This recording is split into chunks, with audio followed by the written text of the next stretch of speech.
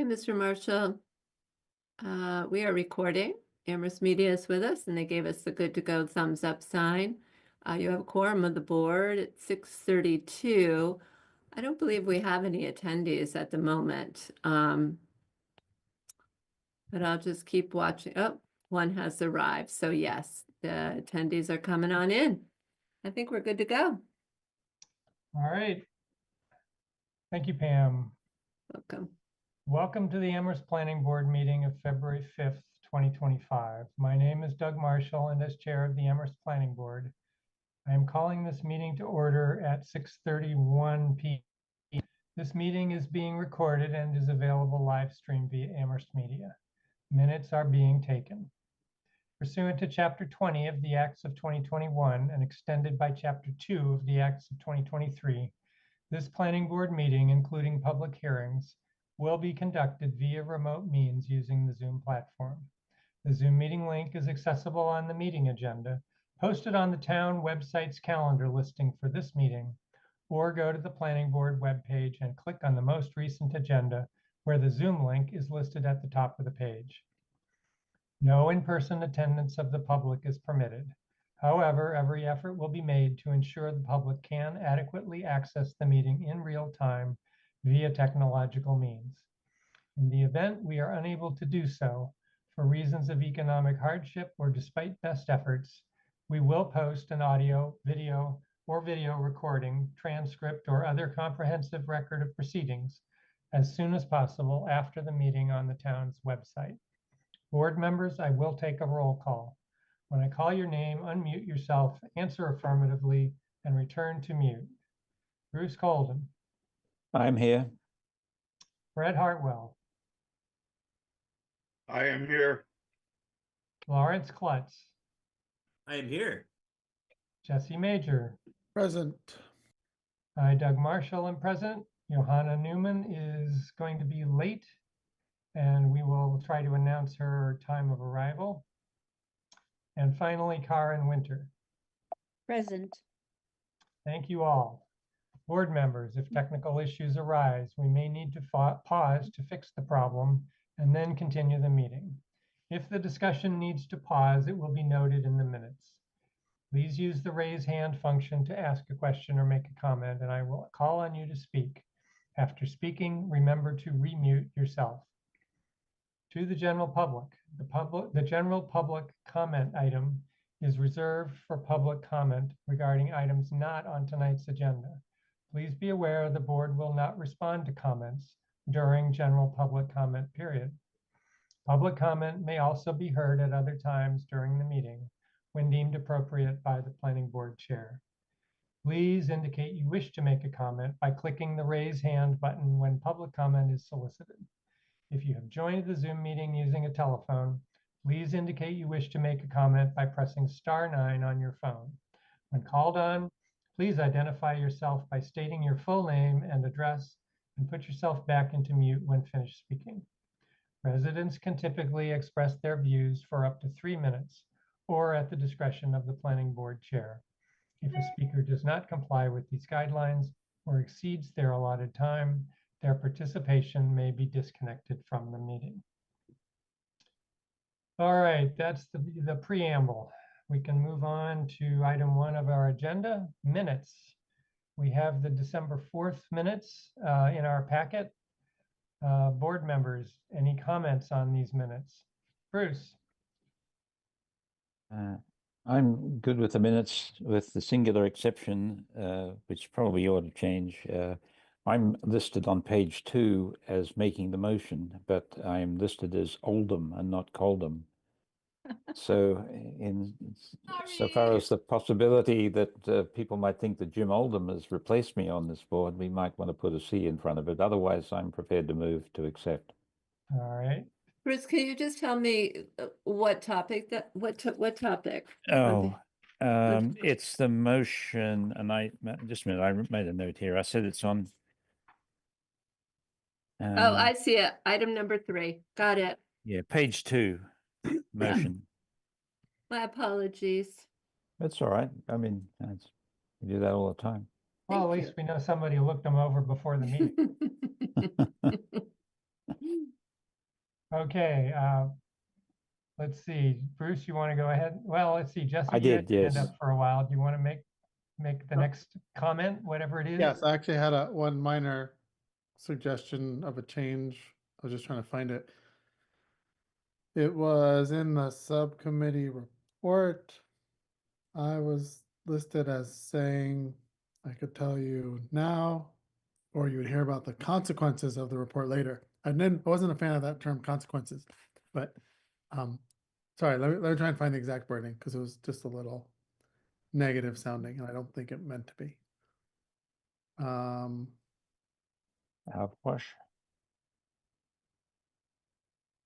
Oh, there it is, the bottom of page 1. Sorry, top of page 2. Mr. Major noted that the housing subcommittee met last week. He said he could provide a report now, or the board could hear the consequences of that meeting later. Maybe we could just change that word to be summary or something, so it doesn't have a negative connotation. Or hear a report of that meeting. Yeah, report would be fine. Thank you. Yeah. And with those two changes, I'd move to accept the minutes. All right. Anybody want to second the motion to I'll second. Bruce, you beat Karen. I Okay. Oh, second. I'll defer to Karen. I Well, second. okay. Pam, you can Okay. decide who to record as having seconded that. I have a lot of scribbles. That's why I make errors when I write the minutes. All right. We know Jesse made the motion and I put down Karen. somebody seconded it. Yeah. Yes. Okay. Bruce said he deferred to Karen, so I put Karen. All right.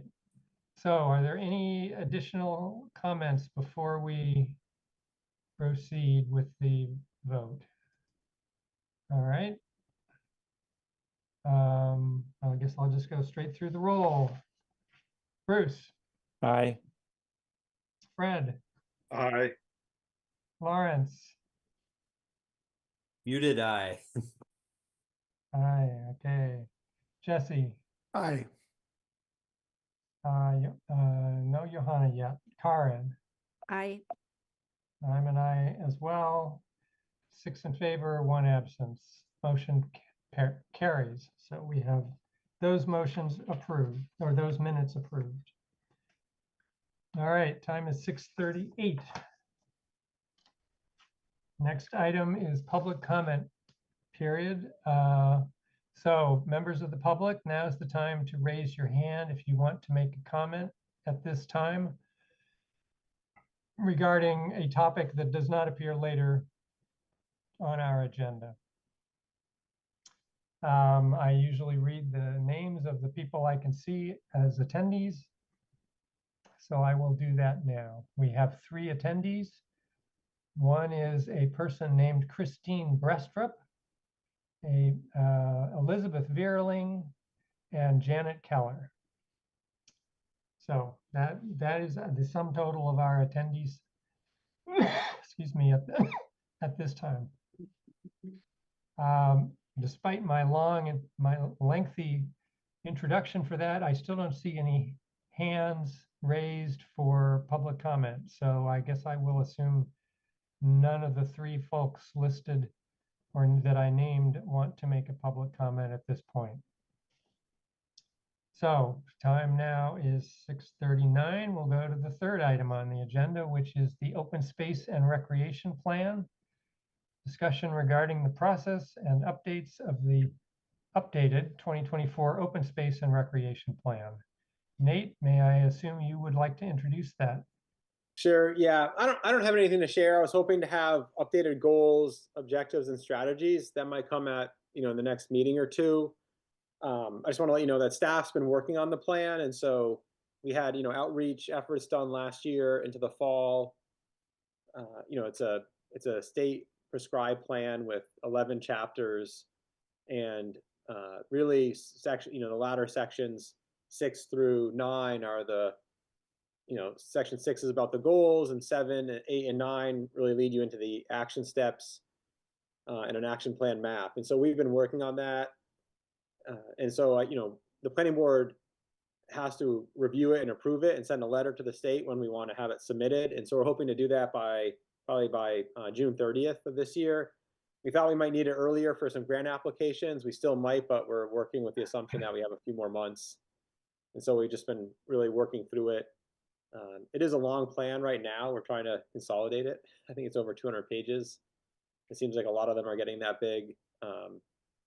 And it, we're considering it a new plan. So we had a plan in 09, a plan in 2017, and now this plan, our current open space and rec plan expired last year in 2024. I think we're going to just call this a 2025 plan and submit it to the state and try to recommend that it be in place for 10 years. The state has the discretion. They used to be for 3 to 5 years, and it seems like for the effort to update it, it could be longer. So I had presented it a few months ago, and I just wanted to bring it back to let the planning board know where it is and what's happening. All right. Do you plan to bring it to us at some point soon, or are you going to wait several months? I'll probably bring it back in March. At that point, we'd have hopefully the goals and everything ready, and we probably have a draft plan that could be shared, in advance of a meeting, and board members could read it, and then we could talk about, different parts of the plan. Okay. Board members, any questions or comments about that document and the process? Okay. Members of the public, any comments about the open space and recreation plan?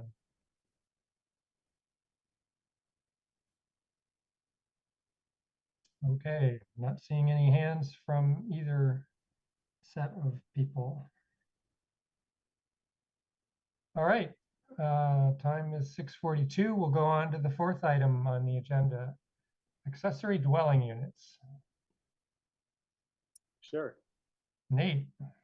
Thanks. Yeah, I could speak to that. The inspection services department has been working to, set up an online application form, which they've done. I think it went live today.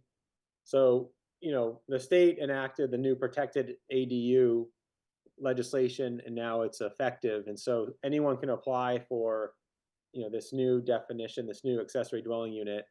We also have our existing bylaw, which is in place. And so really someone could apply for the local, we'll call it a local ADU through our bylaw, which allows, 1,000 square feet, but comes with the provision of owner occupancy and some other conditions and possibly some land use permitting. And then there's this protected ADU that, now is allowed by the state. And so, until the planning board or others make a decision, that's kind of this parallel, ADU we'll have. The state updated the regulations, they've been finalized. And so what was sent in the packet was a marked up version. They were just finalized this week, and you can download them online. I did, and I hadn't verified to see. Someone from the state said there weren't any changes, but I haven't confirmed that. And so really now there's a set of regulations. The state said by the end of January, but now here we are February, that they would also have a model bylaw, and that hasn't come out yet. So, staff's been waiting to see how the state would interpret parts of the rules and regulations as well, just because we have some questions. We met earlier this week, and, it doesn't, although the rules and regulations clarify the legislation in terms of some things, it doesn't for everything. And I know some other communities have been posting questions online, and, building commissioners or staff have been talking. So I think, I can share the screen, we can go over them. We were working on a draft bylaw, and right now I feel like the rules and regulations are, cover a lot of the questions we had, and I think probably half the bylaw we had is now inconsistent with the state regulations. So, my question for the board would be, do we need a second ADU bylaw? We could just even include just a definition of protected use ADU in our zoning. And then we could just keep the bylaw we have and just say it's a local ADU that, is, so then we always allow two options.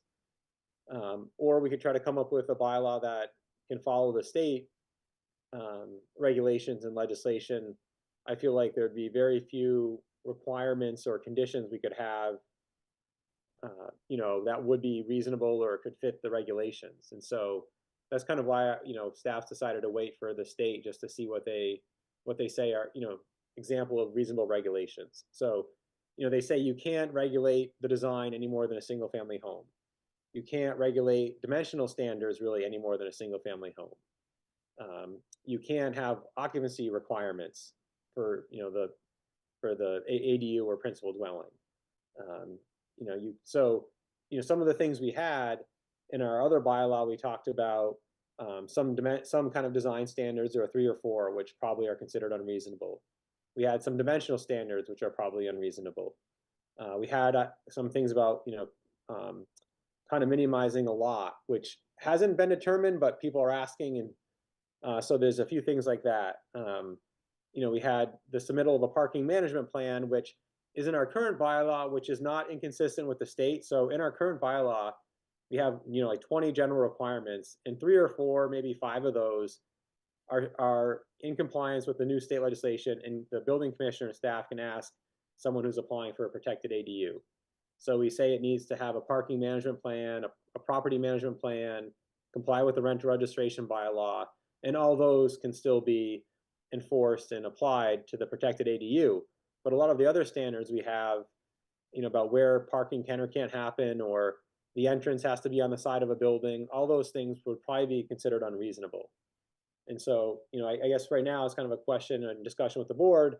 Do we want to investigate a few parts of what we were proposing as a bylaw and have, staff and possibly KP Law, the town attorneys, look into it a little bit and come with something in the next month or two?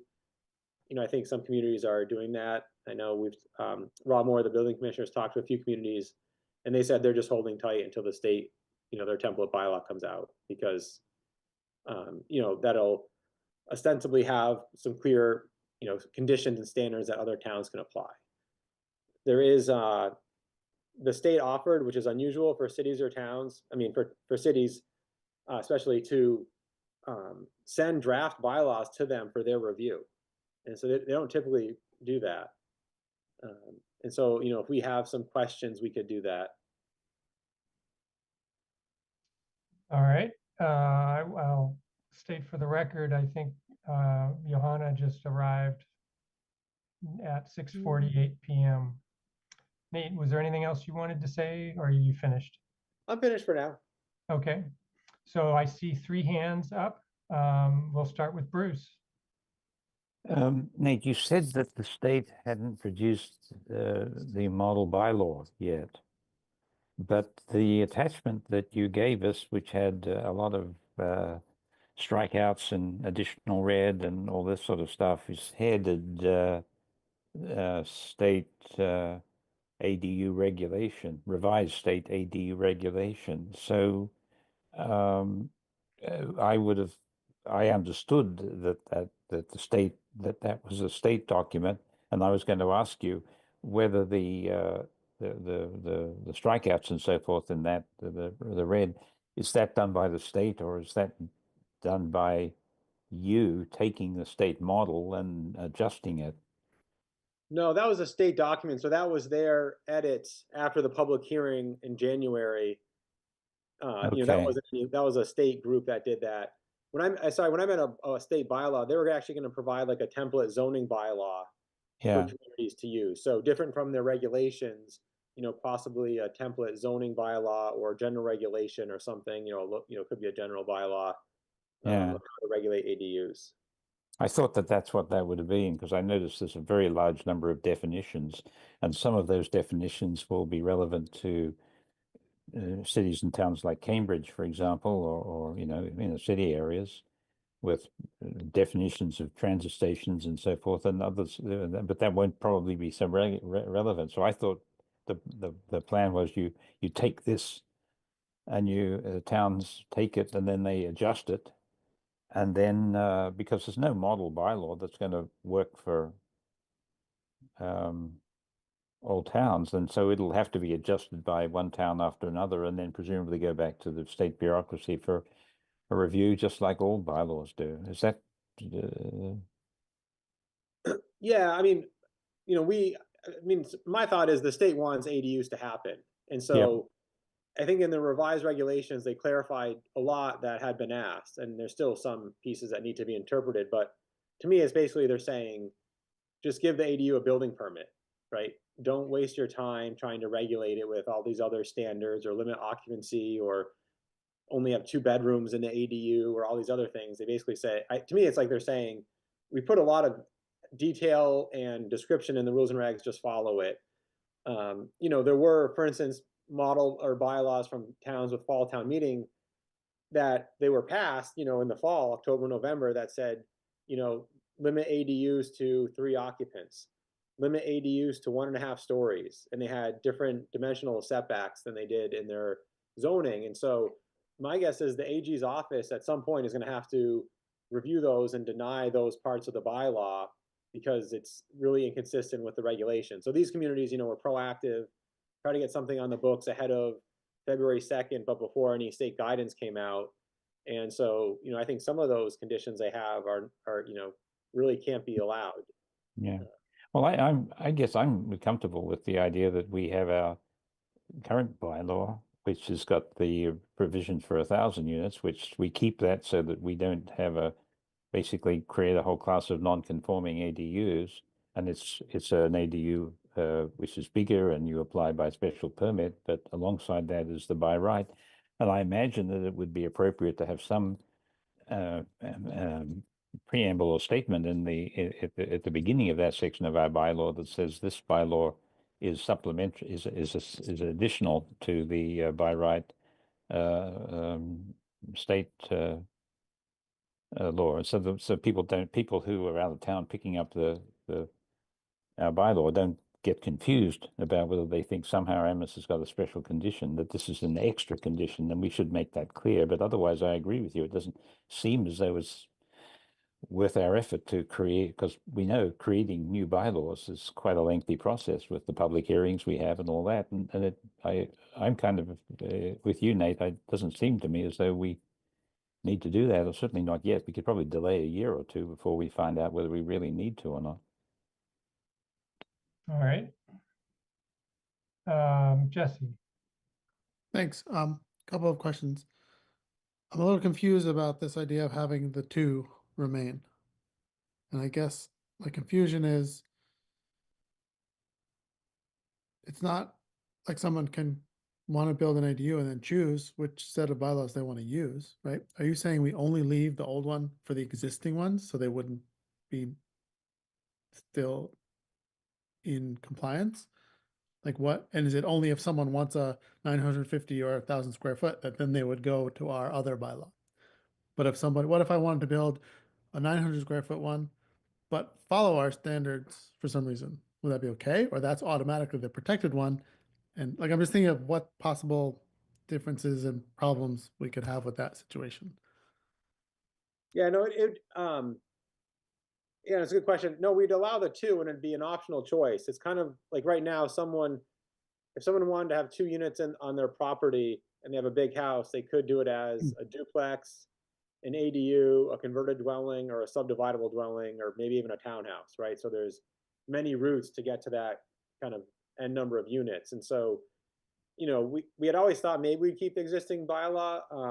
When I asked an attorney at KP Law with the previous rules and regulations, you know, she said you could keep it both to not have the nonconformities, but also a lot of communities are doing that just to allow, you know, something different. So, you know, we don't need to, right? We could change our existing one. It's just that it works and it had been working. And so if someone really wants to have that big, it's really if they just want a bigger ADU, that they would go that route, but they would be subject to that bylaw. You know, if someone's like, if someone qualifies as a protected ADU, my guess is they're a protected ADU, unless they voluntarily say, I want to be, you know, they'd have to let the town know I'm applying under, you know, the whatever, you know, section of the bylaw. And then, you know, with that would come an owner occupancy requirement and whatever else is in there. So an owner could do that voluntarily. Okay. Well, Nate, I mean, if a proposal shows up with the building commissioner and it's bigger than 900 square feet, Rob's going to say, well, you've got to do it under the other, Right. even if they're not aware of it. Right. And if it's below 900, he'll probably just approve it because it's by right.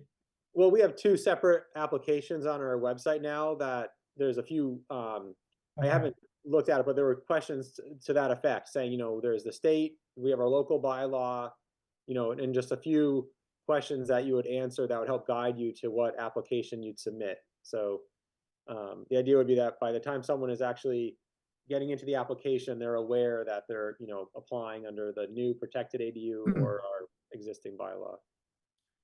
Okay, thanks. Can I ask my other question? Yep. I guess the question is, do we want to dive into our proposal for the change now, or do we want to wait and bring that back about our proposal for the student home definition relating to the ADU bylaw? Yeah, so Jesse and I have been emailing, and he was asking if the student home definition could, still could be applied to ADUs. And in some instances, the building commissioner, I think it would be deemed unreasonable, but maybe not. And so, I told Jesse we could talk about it tonight, because if the board thinks it's something we would want to investigate, staff could look into it, and we could ask our attorneys to look into it. And so, what's always been in the rules and regs are these prohibited regulations, like you can't require owner occupancy. And then there's these unreasonable regulations, and it says that, if it has to not do these things. It can't like make it, essentially nullify the act by making it impossible to create an ADU, or, there's a few other standards. And so, essentially, if the planning board thinks our student home definition can withstand those conditions, then it could, be in our bylaw and apply to accessory dwelling units. And, my thought is there's probably a number of communities that have some standards and conditions they'd like to apply, and then we kind of doing the same thing, going through those conditions and the regulations, and they're going to say, well, I think it works, and that's kind of their argument. And then it becomes, it'll become a legal discussion if at some point someone disagrees. But so I think there's definitely some standards and conditions that we could say we think are reasonable that others might not, and we could have it in a bylaw. Yeah, and there's a couple of other additional points I'd like to add. And I would make the argument that I think it would still be okay if we're ready for that discussion. If we're not, I'll hold off. Well, why don't we let Fred make his comment? We'll come right back to it. Fred? Fred, you are still muted. There Yeah, we go. I just cleared it. Yeah, I agree with Jesse, and I'm very interested in this process, Nate, about you can submit bylaws to the state for review. I would love to see this particular point reviewed. Let's get an answer to it, because it's it's not really restricting anything. It just says, okay, this is a definition of student home. No, you can't have both occupancies of student home. There's no owner occupancy requirement there. It doesn't. I think it's got a reasonable shot, especially. I think the state will, when they look at it, they are, have to be aware that it's coming from Amherst, Massachusetts, and I think pretty much everyone in the state understands that just maybe Amherst has a serious issue here, and this is not really obstructing the movement toward accessory dwelling units that the state has in mind, in terms of the occupancies that I think the state wants to create. And this idea of no more than one of the two can be a student home, that I think can be argued. I would certainly argue that supports the public policy objectives that the legislature had in terms of trying to create housing. And I don't think the legislature was trying to create dormitories. They were trying to create family housing. And this is in the town of Amherst. This is a very effective way to approach it. So, yeah, I would support this. All right. I guess I'll make one comment since everybody's had a chance to comment so far. And Jesse, I'll go right to you. I think this does create a disincentive for people to build an ADU because the chances of them renting one or the other units is diminished just because most of our renters are students. And are there enough, non-student people out there to occupy the second dwelling on that property? I don't know, but I can imagine if I were thinking about an ADU that would give me pause. Jesse, go ahead. Thanks. So I guess we're diving in. So Fred brought up several of the points I was going to make, but I would start with saying I would not assume everybody knows this is coming from Amherst and we have an issue.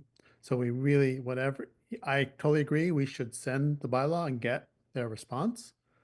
And I think we need to frame it in the way of the problem that we are experiencing very clearly.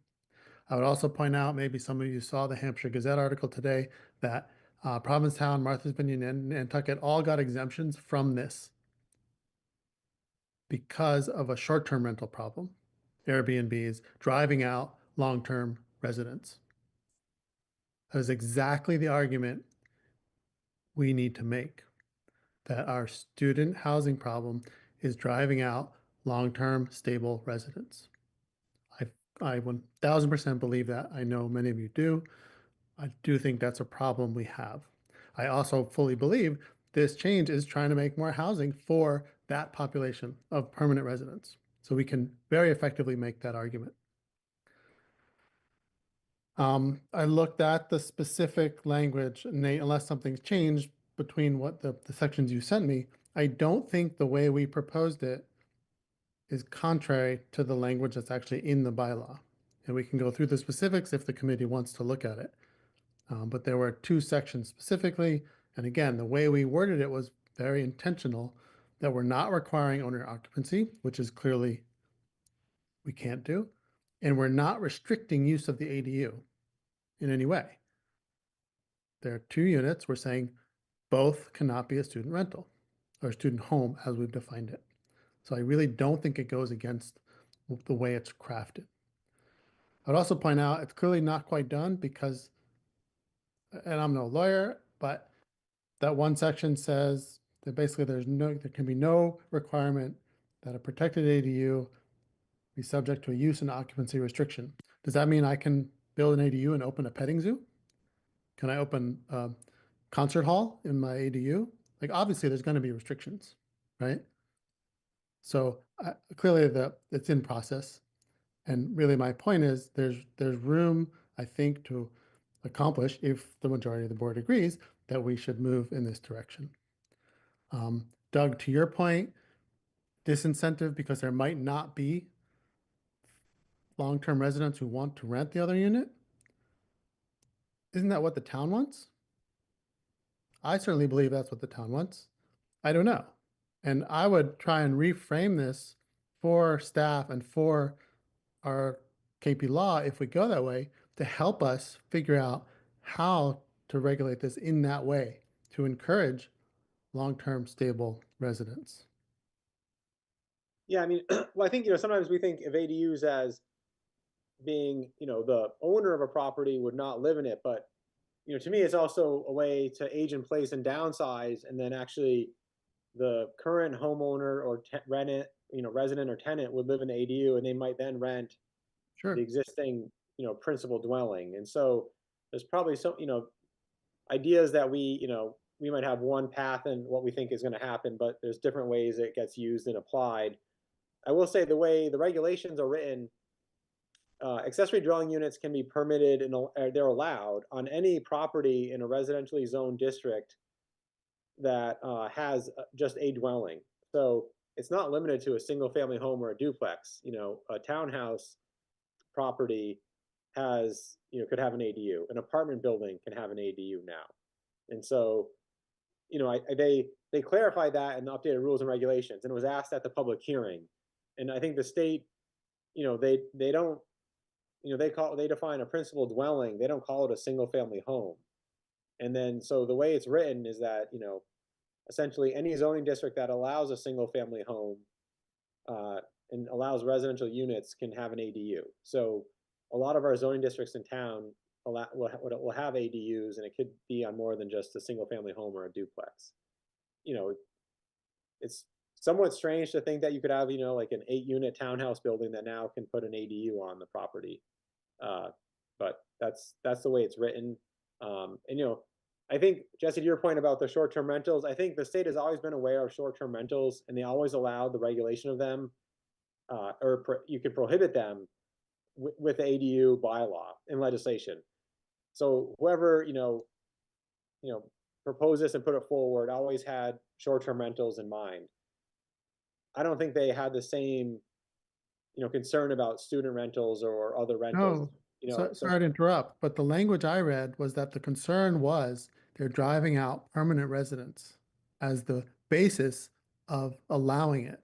And we are facing the same problem. That's my point.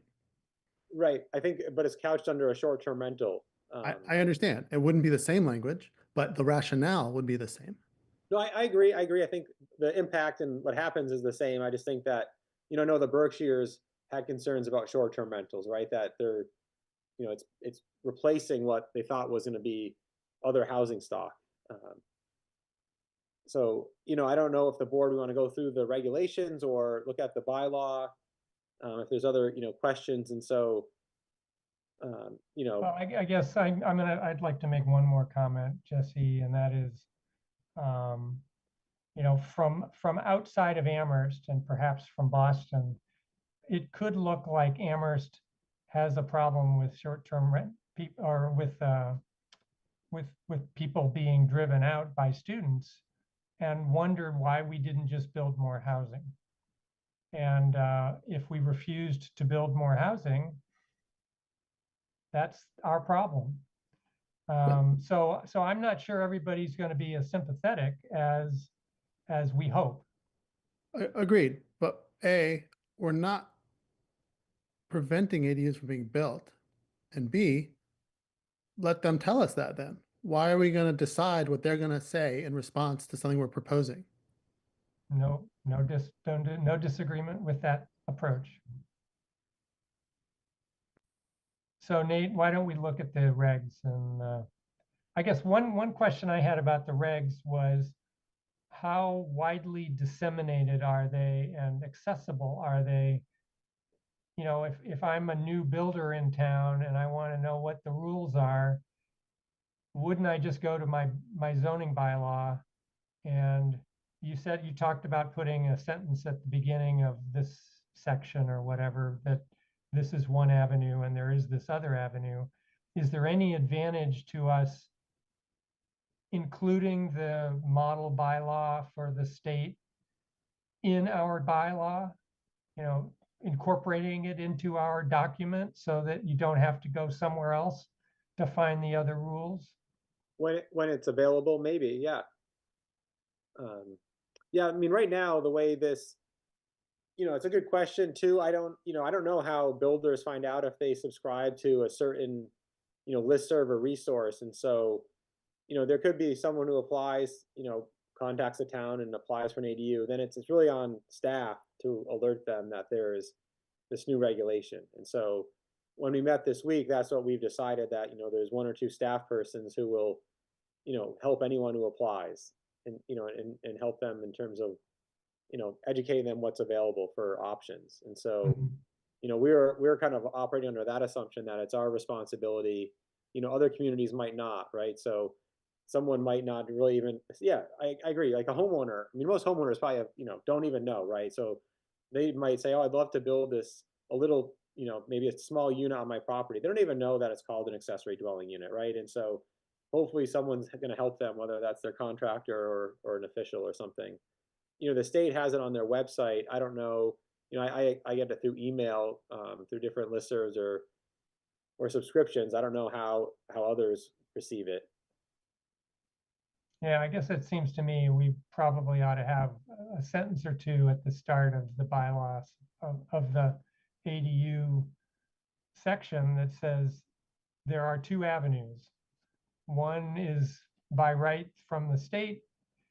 And, here's where you can find it or something, or here it is listed.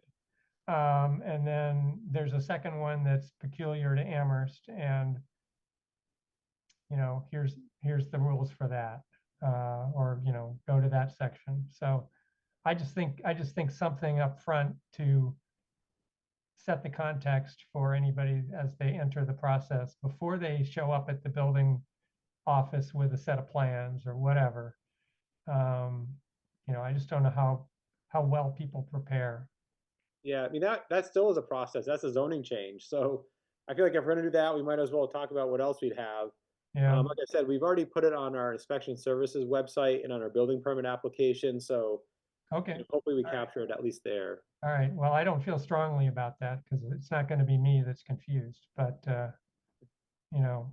maybe see how it works and whether you need something else. Bruce. Doug, I kind of shared your concern mildly, and it became more mild still, I think, when I thought a bit about this. I think we can all imagine that every small builder in the state is going to know very well that this represents an opportunity for them to be able to build things where they don't have to go through the complicated regulatory process, special permit process that they typically hate to do. So something that happens that creates work opportunities that are simple and uncomplicated for small-time builders, I think the word is going to get out through that through that means as well. So I think that along with what Nate said about what's on the website and what the building inspectors are going to say when people come in the door and so forth, suggests to me that it's not going to be a big problem, that there's not going to be a lot of confusion, that the commercial opportunity associated with this for so many small town builders is going to essentially be the solution to this problem. All right. I will say that, other, property owners both for that would, be owner occupied ADUs have called and asked about this, but then, other investor owned properties have inquired about this. So I do think we are going to see, properties that can take advantage of this and have it become a student rental. I, I don't know if it's going to be an overwhelming change or not, but I think when we're talking about University Drive overlay, I like the conversation, the context that it's really about providing housing. I think we need to then continue to look at other areas in town to allow dense multi-unit housing. We've talked about the apartment overlay. I feel like East Amherst, I'll say Gateway again, areas around University. I feel like Amherst can't do it alone. So at some point, I think we probably have to talk regionally. UMass put out that RFP, Jesse, that you mentioned at the last meeting, seeking some ideas. That's going to be a long-term approach. But in the short term, we could see a fair amount of applications, and I think it's worth working on changes to the bylaw, whether or not we come up with a whole new set of regulations. But even Doug, to your point, there could be just small changes we want to make to our ADU section now, like that intro or something, or if we put a student home definition in, and so I'd say we should work on something in the next month or two, and then try to get it to council as soon as possible anyways, if we think we should. Well, does it have to go through council before it can go to the attorney general or whoever? No, if the planning board, if we work on something and we have a draft, bylaw in, 3 meetings, I would send it to the state, because we'll get their guidance and input, right? They might come back and ask us to justify some of our conditions, and then we'd have to justify it in terms of the regulation. So, I'm hoping it becomes it's an iterative process with the state too, not just, no, this doesn't work, but there's a chance for a town or a municipality to explain why they're doing something. So would we start by asking KP Law the question? Or is there any point it's too new, they don't know any more than we do? Yeah, I think they would probably take a conservative approach, with a safeguard of the town in mind. And so I think some of it's too new. For instance, the rules and regulations say 900 square feet. They mentioned gross square feet. they reference the building code, and then they mention basements, but the building code doesn't factor in unfinished space as part of floor area calculations. It's habitable space. And so, we Amherst, through the building commissioner and the inspectors, they're going to interpret it a certain way. And other communities might interpret it completely different.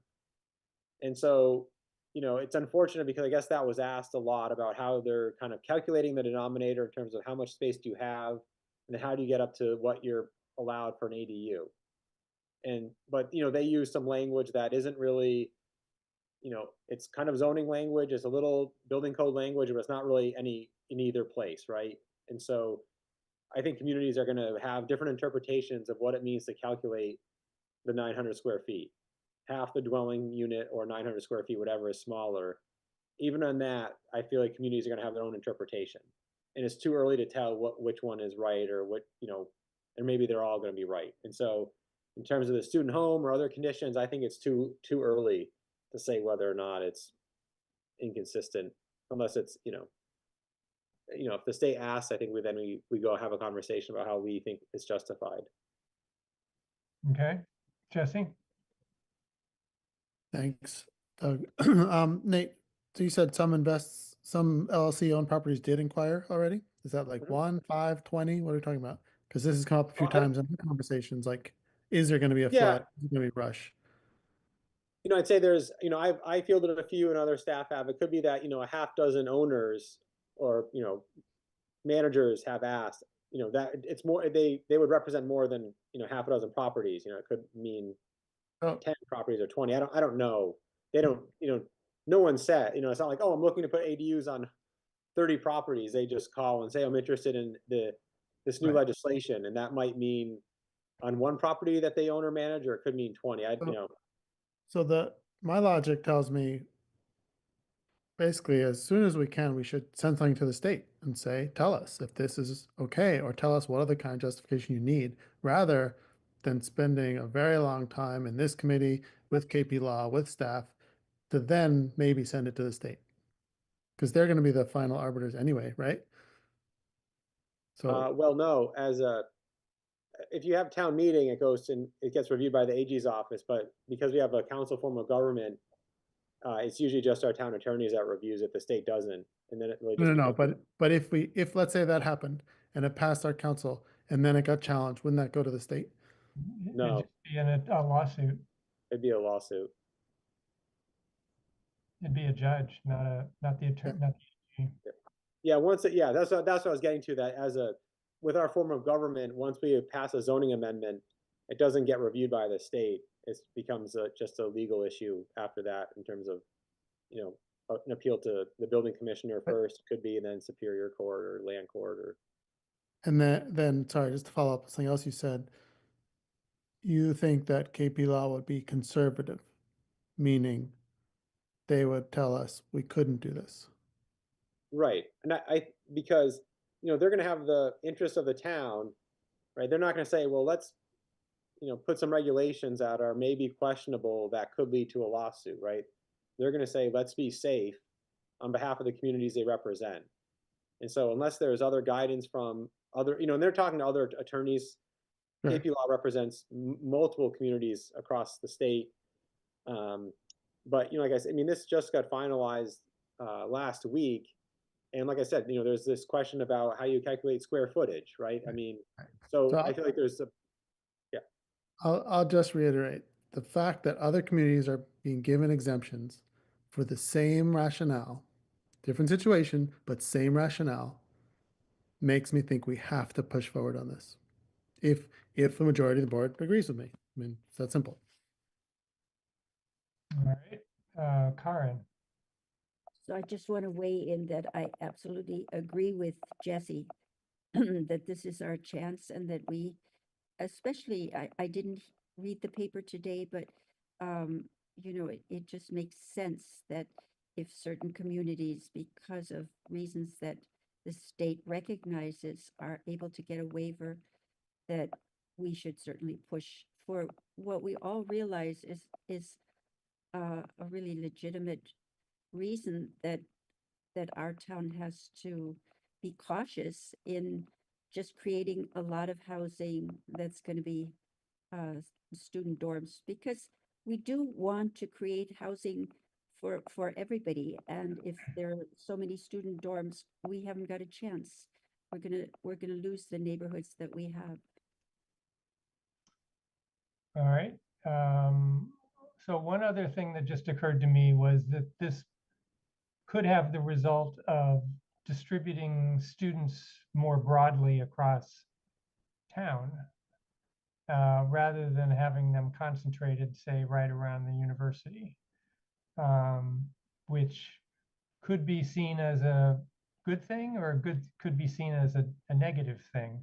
How do the supporters for this feel about that? For Jesse.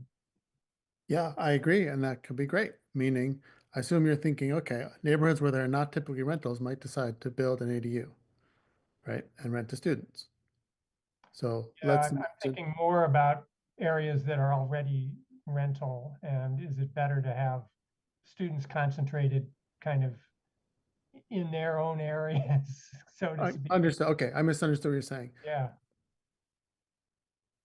Yes, I mean, we are trying to decide where those areas should be, right? That's what the overlay is about. I agree with that. I also agree that the town neighborhoods should remain permanent resident neighborhoods. So the established neighborhoods, like the one I live in, like on the north side of campus, and granted, they're the ones around the university where you live, Doug. I think we need to fight hard to keep those as viable permanent resident locations. And I think that's what we're losing. okay. Well, I think that's where I probably disagree with you. Fair. So, Bruce. I think if you're right, Doug, and this does head in a kind of a distributive way as opposed to a consolidating way, although there's no reason why it couldn't be both, I wouldn't object, because I think the way in which we're trying to establish this would be that there is a mix, that half of the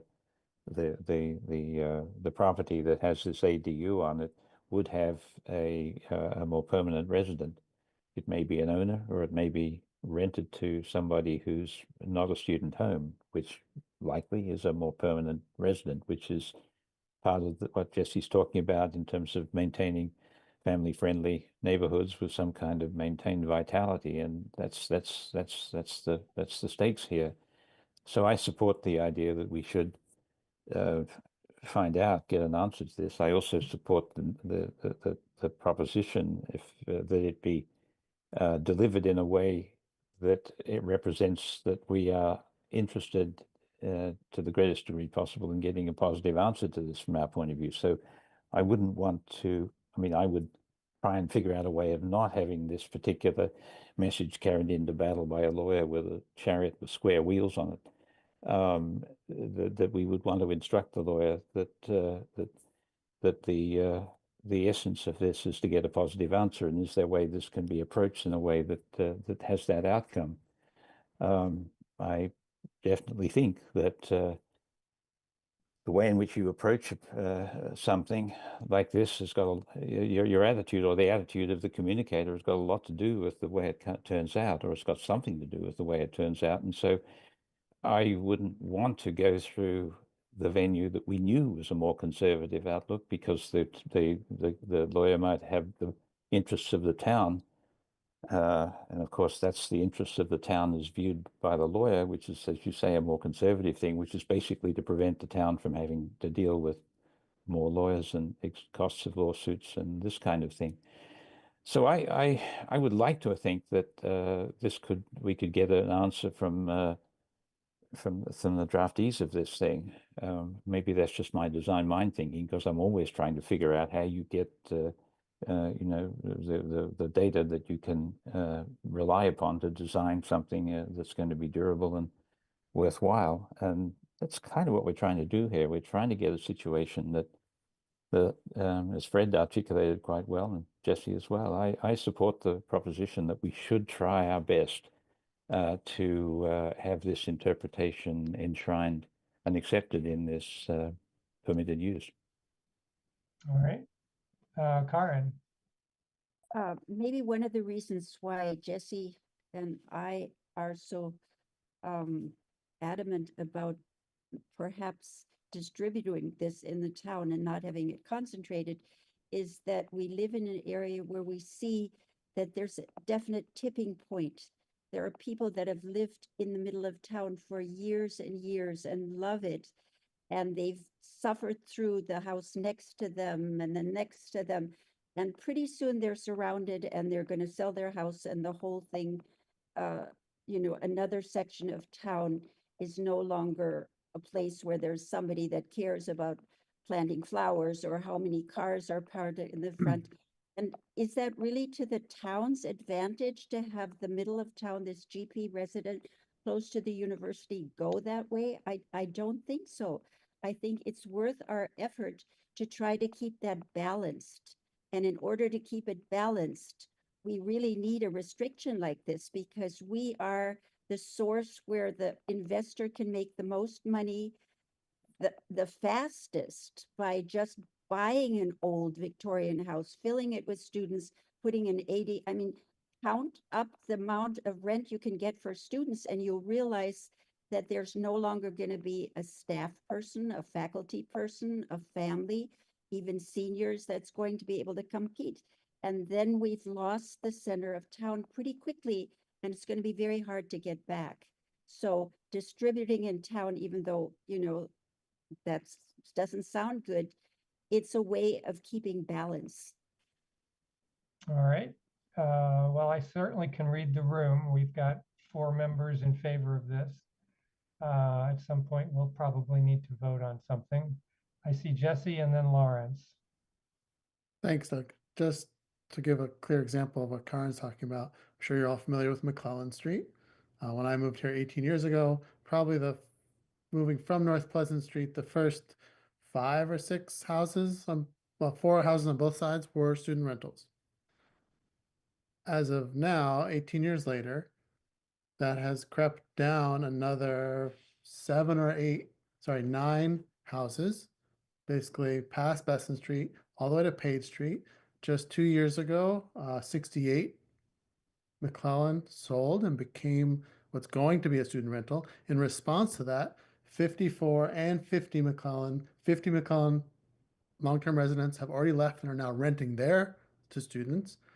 54 told me they're probably going to move too, because as Karen said, they're just in the middle of 100 students and it's unpleasant to live there. This is like, I think, one of the older streets in town. And it's the center, literally the center of our town. If we want people to move into town, we can't let this happen everywhere. We can't have complete streets that are nothing but student rentals. There won't be a downtown. That's my view. Thanks. Okay. Lawrence. I'm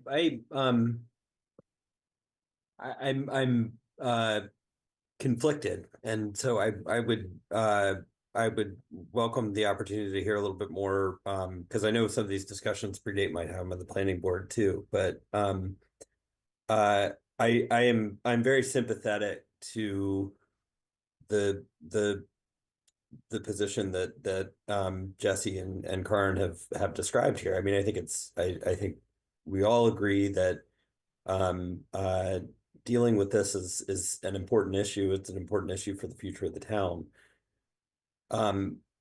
Personally, I am conflicted about the proposed definition of a student house, because I'm concerned that it creates, in the context of our town, it makes a lot of sense, but on its face, somewhat arbitrarily, a separate class of individuals just based on what they are pursuing in their lives.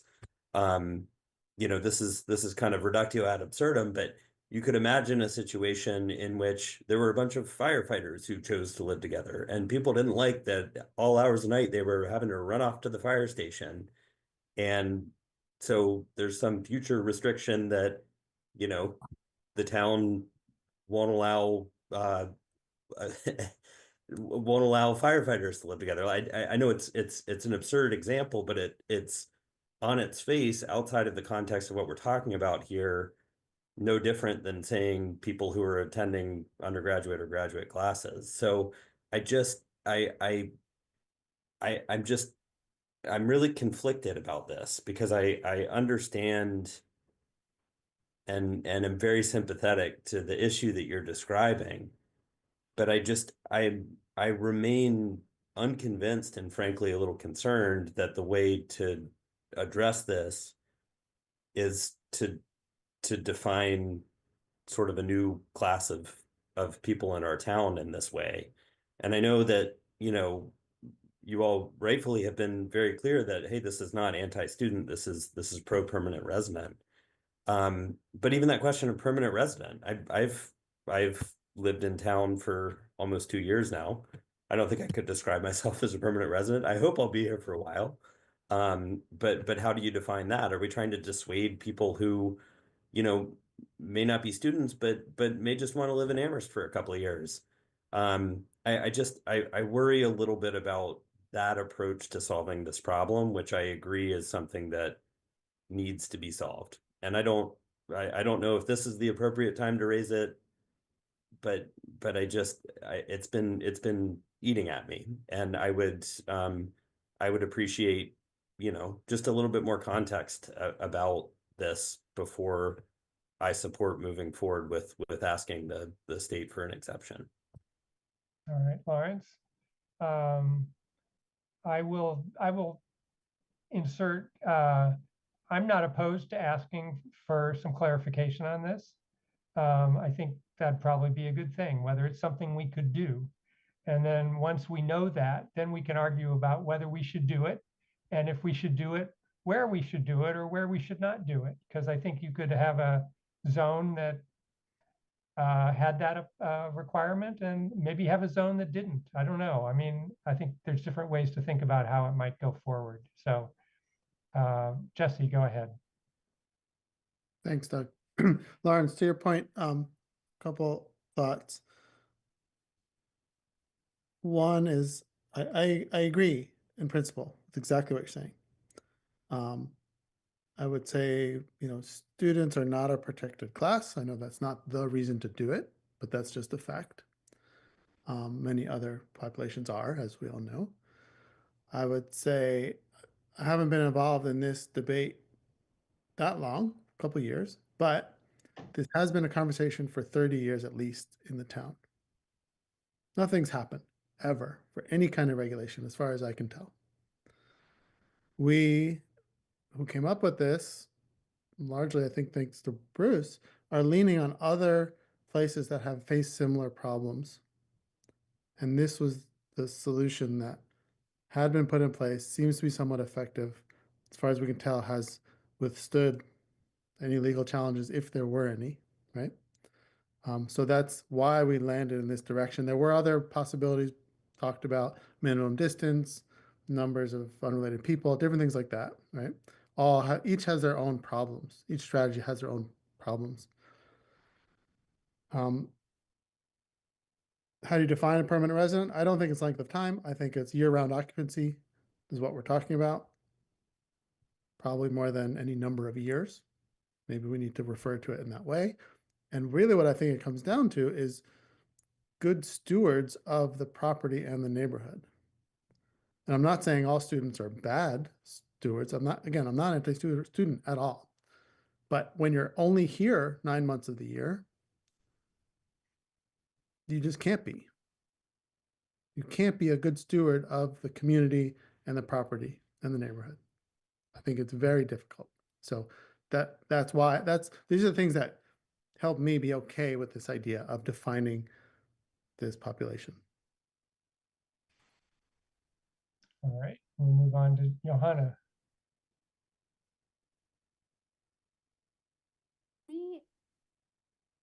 The biggest issue is that we have historically deferred building housing while the population at UMass has increased. And now, it's like gotten to the point where it's a crisis at the state level. So we're seeing state level policy come down. And I can't help but feel like we are like spending a bunch of time working on the minutia of something that will only moderately address the problem when we should be doubling down on our efforts to figure out where in town can we add housing to help alleviate some of the pressure on the neighborhoods that we do have. So, you know, I suppose, open to exploring this, but I feel like it's a distraction from the core policy work that we need to be doing as a planning board. Which is, if we need more housing in town, let's figure out where to make that happen with the least resistance and get it moving forward. I think, we've made some progress on University Drive, and I don't know, I can't help but feel like we're kind of like rearranging deck chairs when there's like we need to build another ship. All right, Nate, you're next. Sure, thanks. Johan, I agree. However, the state, promulgated the ADU legislation and regulations, and I think it's something that, a lot of communities are trying to figure out how to address. And so, for me, I think it's worth, I took some notes about what we would present if we wanted to with the state is, so we could have general requirements in a bylaw. One would be a student home definition. We ask for a parking management plan. I think we could limit the amount of parking spaces. So ironically, some places would actually require parking because then the lots aren't big enough that then they can't make the unit. So that's why they have this provision where you can't require parking within a half mile of a transit station or stop. But we've talked about the concern of actually having too much parking. And so, the building commissioner wasn't sure about this, but at one point we talked about, could you try to limit the number of parking spaces for an ADU because, the regulations say you can't. So I consider having something like that in there. We have in our bylaw, we had, no separate driveway curb cut unless approved by Public Works. I don't think that's unreasonable. And so what I'd want to do is, come up with, say, a number of general requirements we think that could be part of a bylaw and send it to the state and just say, here's what we do. I think that given the rules and regulations, I feel like they clarified enough that, we can't, the bylaw we were working on previously, it's 4 pages or 3 pages. Like I said, I think over half of it is just now unnecessary. So I'd want to come up with like, what are the general requirements? And at the same time, like, we were talking about, right, where else could we have housing and allow density? And so, we were talking about University Drive isn't done yet. It's going back to council, but we've talked about East Amherst or other places, and I think we need to continue to have those conversations. The market study mentioned, kind of allowing density in some areas and then maybe measures in other areas that, actually protect the neighborhood. So Gregor Shane, the housing planner, part-time planner, housing coordinator for the town, and I met with Lehigh graduate students and professors this week to talk about, they're looking at, they call them alley flats, but they're proposing something similar. And Pennsylvania is talking about maybe having an ADU legislation. So we met with them, and they, in Bethlehem, they have kind of a similar problem, but they have some areas now where they've zoned to allow for students, and then outside that, they limit it to 2 unrelated. And they've taken some pretty aggressive approaches to try to, manage student housing and other things. And, it's a different kind of planning context and, layout of the streets and neighborhood and everything. But it is interesting that they're representing a few other cities in Pennsylvania and towns that have colleges and universities. And so it was a great conversation. And so they see it as, right, they're trying to do many things at once, maybe a student boundary district, plus allow ADUs, plus allow dense development, plus, it's everything that we've probably been talking about. And they're also trying to figure out how many things can you prioritize and move forward at the same time. Okay. Jesse, then Lawrence, and then Fred. Thanks. Sorry, a couple other points I left out of the rationale, the motivation in my mind, which is also that sort of what makes a town long-term. It's families. Students don't bring children. They won't go to our schools. They don't use the public library. These are things we as a town just decided to invest tremendously in. Schools and libraries, right? They don't generally go shop downtown. They don't support the local restaurants, certainly not in summer, and shops. And so it's that holistic view that I'm thinking about. And Johanna, I agree that this is not the major goal, but I also feel like we have to take every opportunity we can to do what we can before it's too late, because it's a one-way decision. Now, I mean, I just got data from 20 years of sales in Amherst. I haven't quite gone through it all yet, but what I suspected was true. I can't find any examples of an LLC selling to a single owner. Not one. Once they go to a student rental owned by a management company, they are never returning unless UMass disappears. And that's probably unlikely. I'll be out of a job because I'll disappear too. So that, but I think that's what's motivating me. All right, Lawrence, you're next.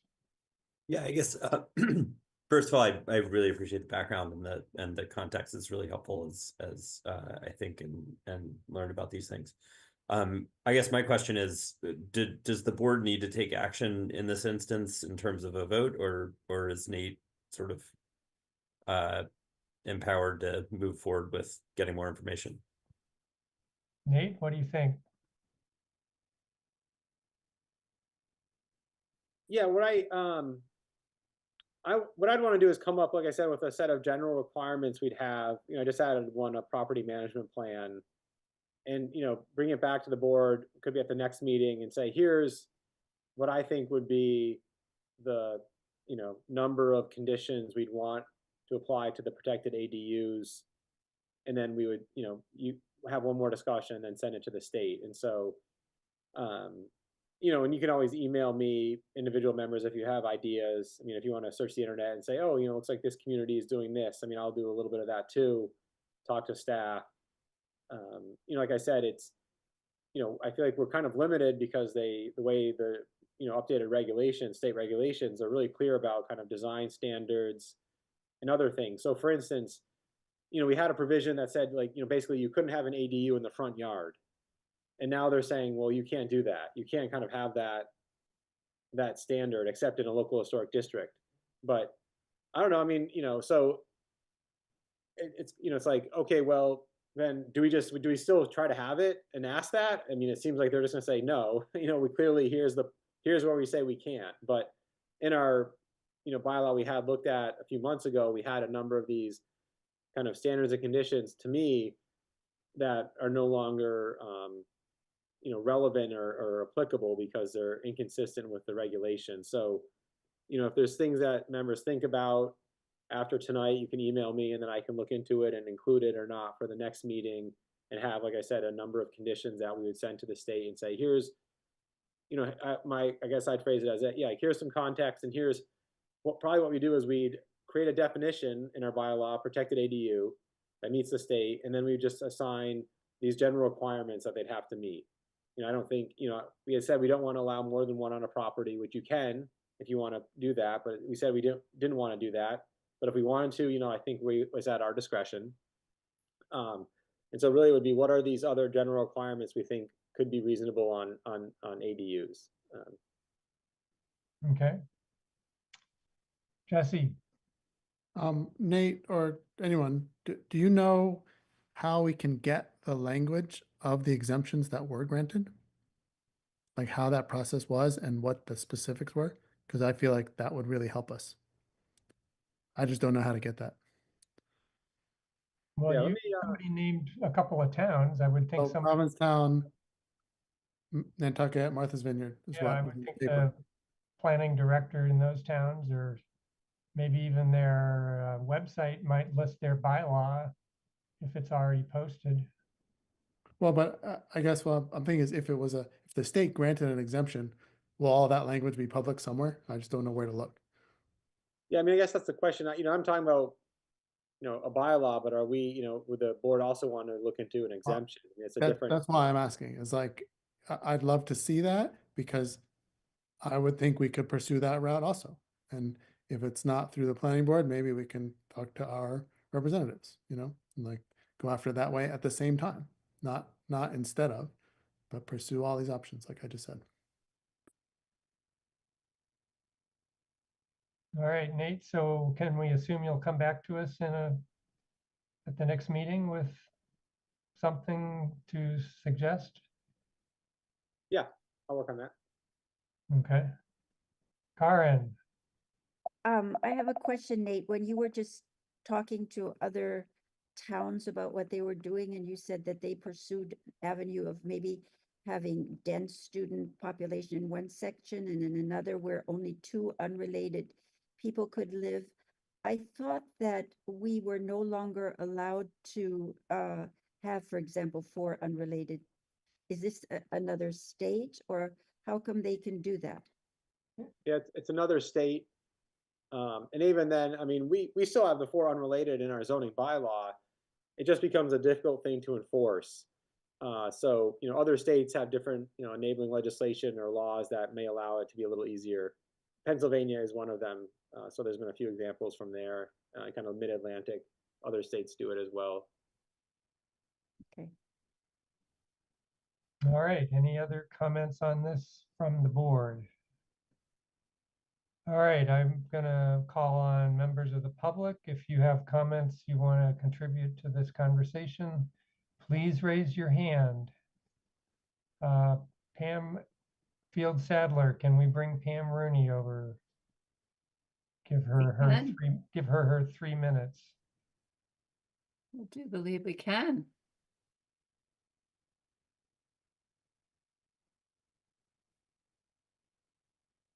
Hi, Pam. Hi, Pam. Hello, Pam. Pam. Can you give us give us again, and then tell us whether you're speaking as a counselor or as a private citizen. A private citizen. Pam Rooney, 42 Cottage Street. I greatly appreciate this conversation. It just makes me want to sit on the planning board and be part of this conversation in real life. A couple things are going through my head. The conversation about students being somehow a protected class and categorizing them as such needs to be debunked. We are, in fact, really strongly trying to support a community that is year-round residents. And so all of these actions are in support of leaving homes available essentially for year-round residents to occupy. I appreciate and support the idea of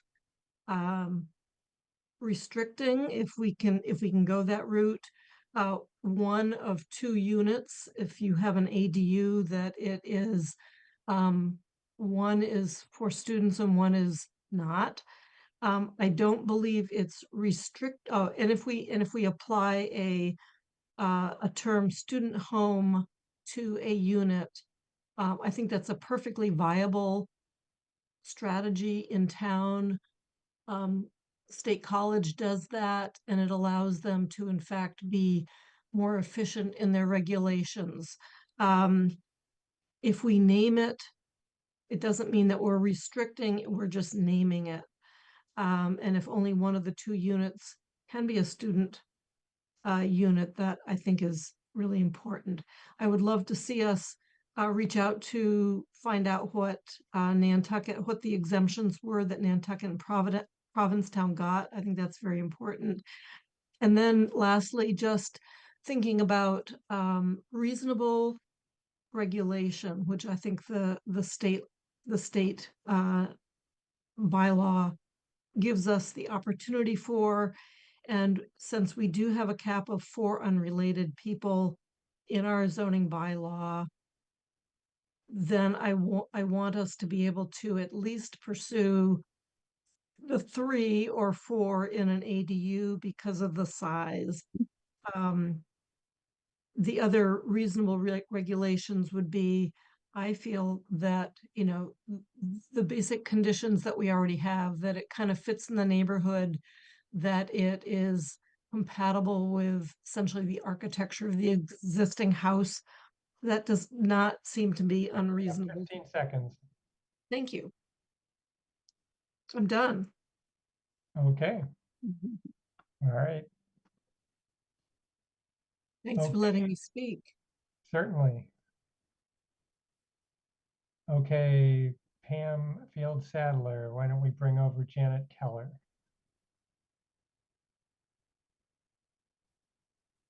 Hi, Janet.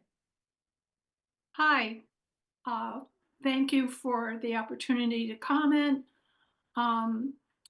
I urge you to consider adopting the Housing Subcommittee recommendation that only one of the two units can be student housing or something in that. I mean, you've discussed a lot of things, so these are comments that I wrote before you started your very robust discussion. Um, and for looking ahead to the general housing discussion, I urge you to return footnote M to the original dimensions of 6,000 square feet for additional units in the RG zone in order to decrease density and retain the character there. Thank you. All right, thank you, Janet. I don't see any other hands from the public. All right, any last comments from the board on this topic? I think we're almost at 8 o'clock, so we'll take our 5-minute break once we've run out of things to say about this. I don't see any hands from the public and none from the board. So Nate, well, you've got your charge to put together some reasonable conditions or whatever we want to call them on our proposal. And we'll see you next time, or we'll talk about them in the next meeting. Okay, the time is 7:53. 5 minutes from now, looks like 7:58. Folks, let's take our 5-minute break. Turn on your camera when you come back so that we know you are back. Thank you.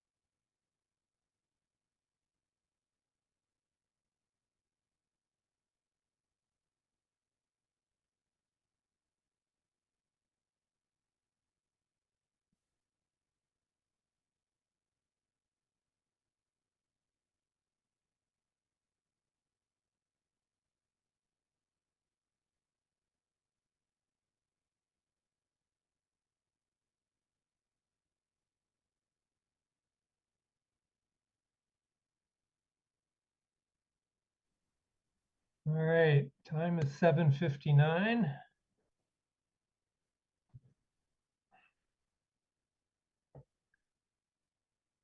Pam, I think we can turn the timer off, at least for, Yeah, I thought I did, but let me give it another well, it's try. still running, but I'm still seeing it. We may need it later, but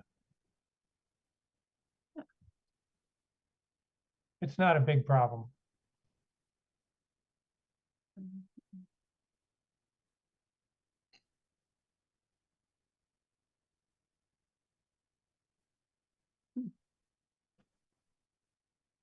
I don't know. All right, well, we'll stick with it. I assume you can still restart it if you need to. Yeah, I mean, but before I've been able to take it away, but Yeah, tonight when I hit the X that says close, it continues to show here. Hmm. I don't know what that's about. Sorry, Mr. Marshall. that's fine. Okay, Not a problem. All right, so we've got everybody but Nate back. I did it. There you go. I did it, but I might not be able to get it back. Oh, there's Tip. Nate. So, okay, so time now is 8 o'clock and the board has reconvened. We will continue the meeting. I believe we are up to item 5 in the agenda, which is general housing discussion. First topic within that general topic is footnote M discussion. So Jesse, I think you are the spokesperson for the proponents again, I think. I suppose so, unless anyone else would like to volunteer. Um, okay, so hopefully you all had a chance to read the memo that Nate put together based on our discussion at the subcommittee. And just to briefly summarize, Fred Harwell, our current member, was the originator of footnote M. I don't remember what year, apologies, Fred. And it was put in place to have a minimum square foot requirement of 6,000 feet in order to build an additional dwelling unit. That was approved by town meeting unanimously. In 2005, that 6,000 square foot requirement was reduced to 4,000 square feet and has been that way for the last 20 years. Some of the rationale for that was in this memo. We think it's now time to return to the original 6,000 square foot requirement. And the main rationale is because of the discussion we just had, frankly, because of the new ADU state law, which removes or does not allow an ADU to be part of the square foot calculation. Sorry. Yeah, you can't use an ADU as part of the calculation for an additional unit.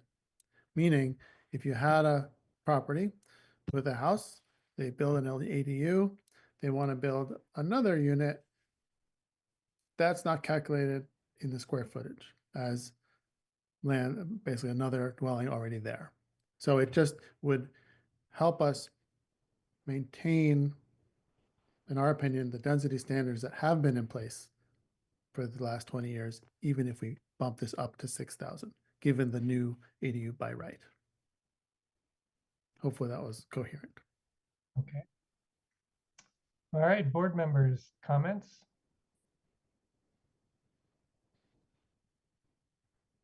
Bruce and then Lawrence.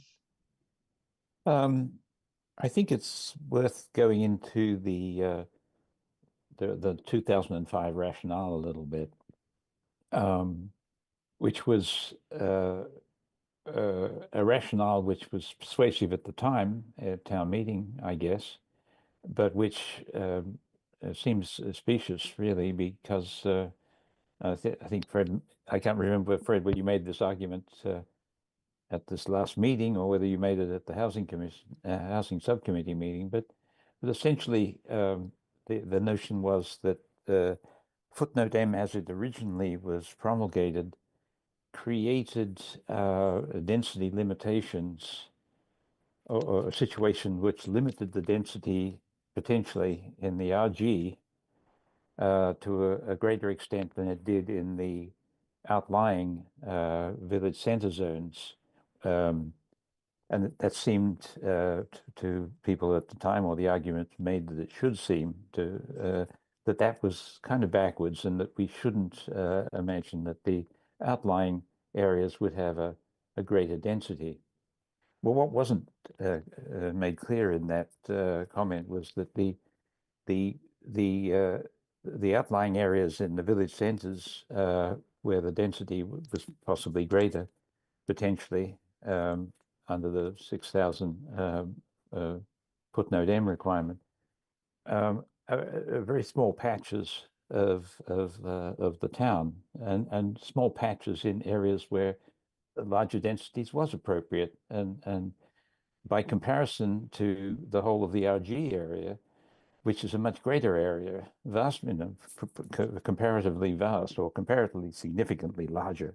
And so the comparisons were specious because they were comparing smaller parcels with much bigger parcels in the center of town, and we thought, we being the housing committee, housing subcommittee, that argument that prevailed in 2005 should not have, and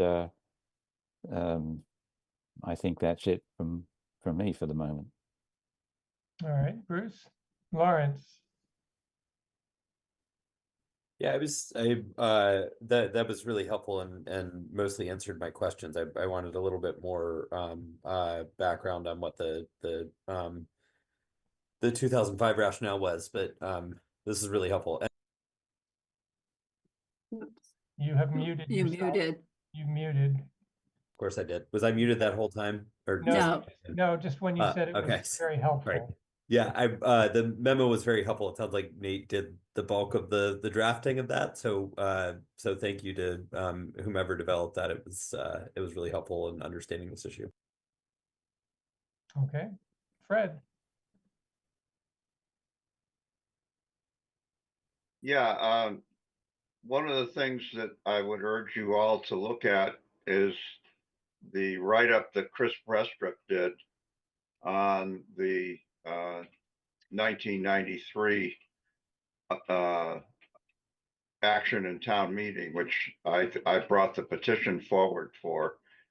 It's an incredibly detailed recounting of the history there, which frankly I had forgotten some of, and I was in the middle of it.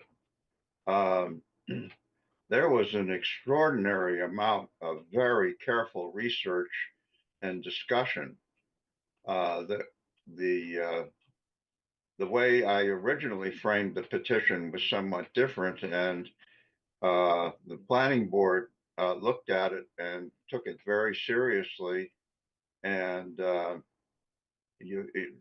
this is all written up in Chris's presentation. She did an excellent job.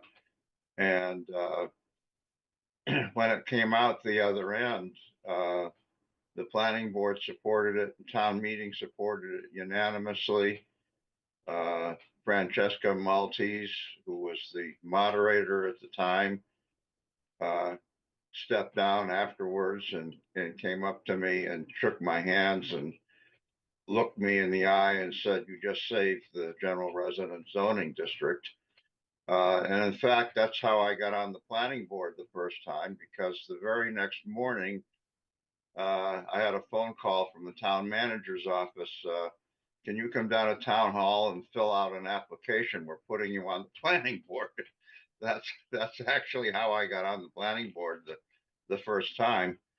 But yeah, this has been very, very carefully looked at, and I urge all of you to go through Chris's report.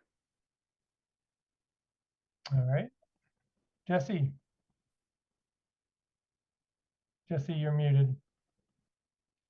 Thank you. Just to add one more point, which are the last two bullets on page 2, if you've had a chance to look at it, hearkening back to the conversation that Johanna just brought up about our other conversation.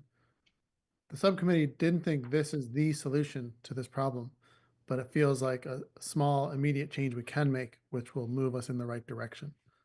So I just wanted to make that clear also for the other members who were not part of that pretty lengthy discussion, that we do think, with Nate's suggestion actually, that there's time and room in the near future to really look at the whole zoning bylaw around density again and probably revamp. And this is just a small, quick action step we can take. That's all. Thanks. Okay. Nate, do you and staff have an opinion about this? Yeah, I mean, I think it's a first step that, is part of a larger discussion we've had about what's appropriate density, say in the RG or other zoning districts. And so staff had looked at changing footnote M, in 2020, 2021. And we realized that it allows for quite a bit of density. Some of it is because the lot sizes and everything are not consistent in a uniform size, although we have a minimum lot size, the lots are a lot bigger. And so I think that, we've often talked about having, re-examining kind of what is the right density.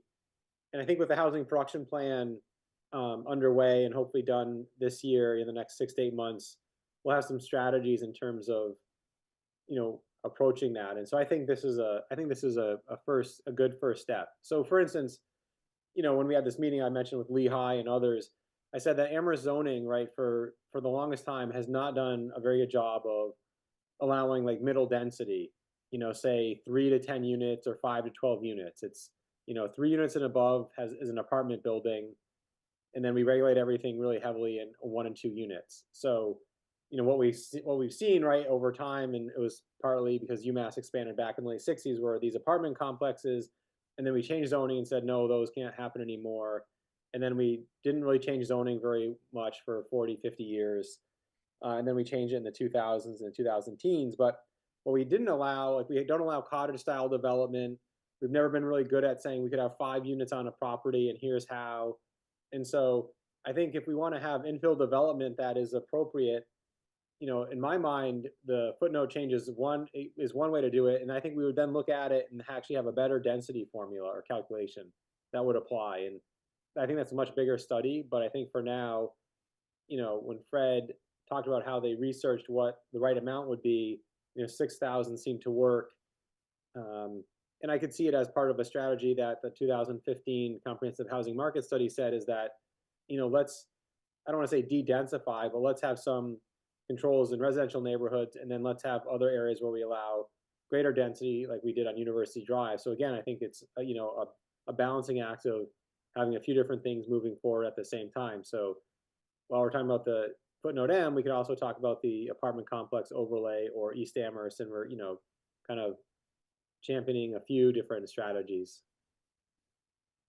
Okay. Any other comments on this from the board at the moment? I'll go to the public. Oh, sorry, Public. I'm sorry, Nate, go ahead. I was just going to mention too that the footnote M, what it really applies to is just townhouses and apartments, and the way those are permitted are still by special permit. The way we've interpreted our bylaw now in terms of having multiple single-family homes or duplexes on a property is different than it was previously. So, I think the change is something that the board can discuss and could be a proponent of. And like I said, and then there's other ideas that would probably be discussed as well. But I just want to it's not to me as if it's we still have our permitting paths in our residential use classifications, right? It's not changing any of that. It's really this additional lot area per unit. So do you think this is consequential and it's worth our time? Because I'm not sure what actual problem we're trying to solve by doing this.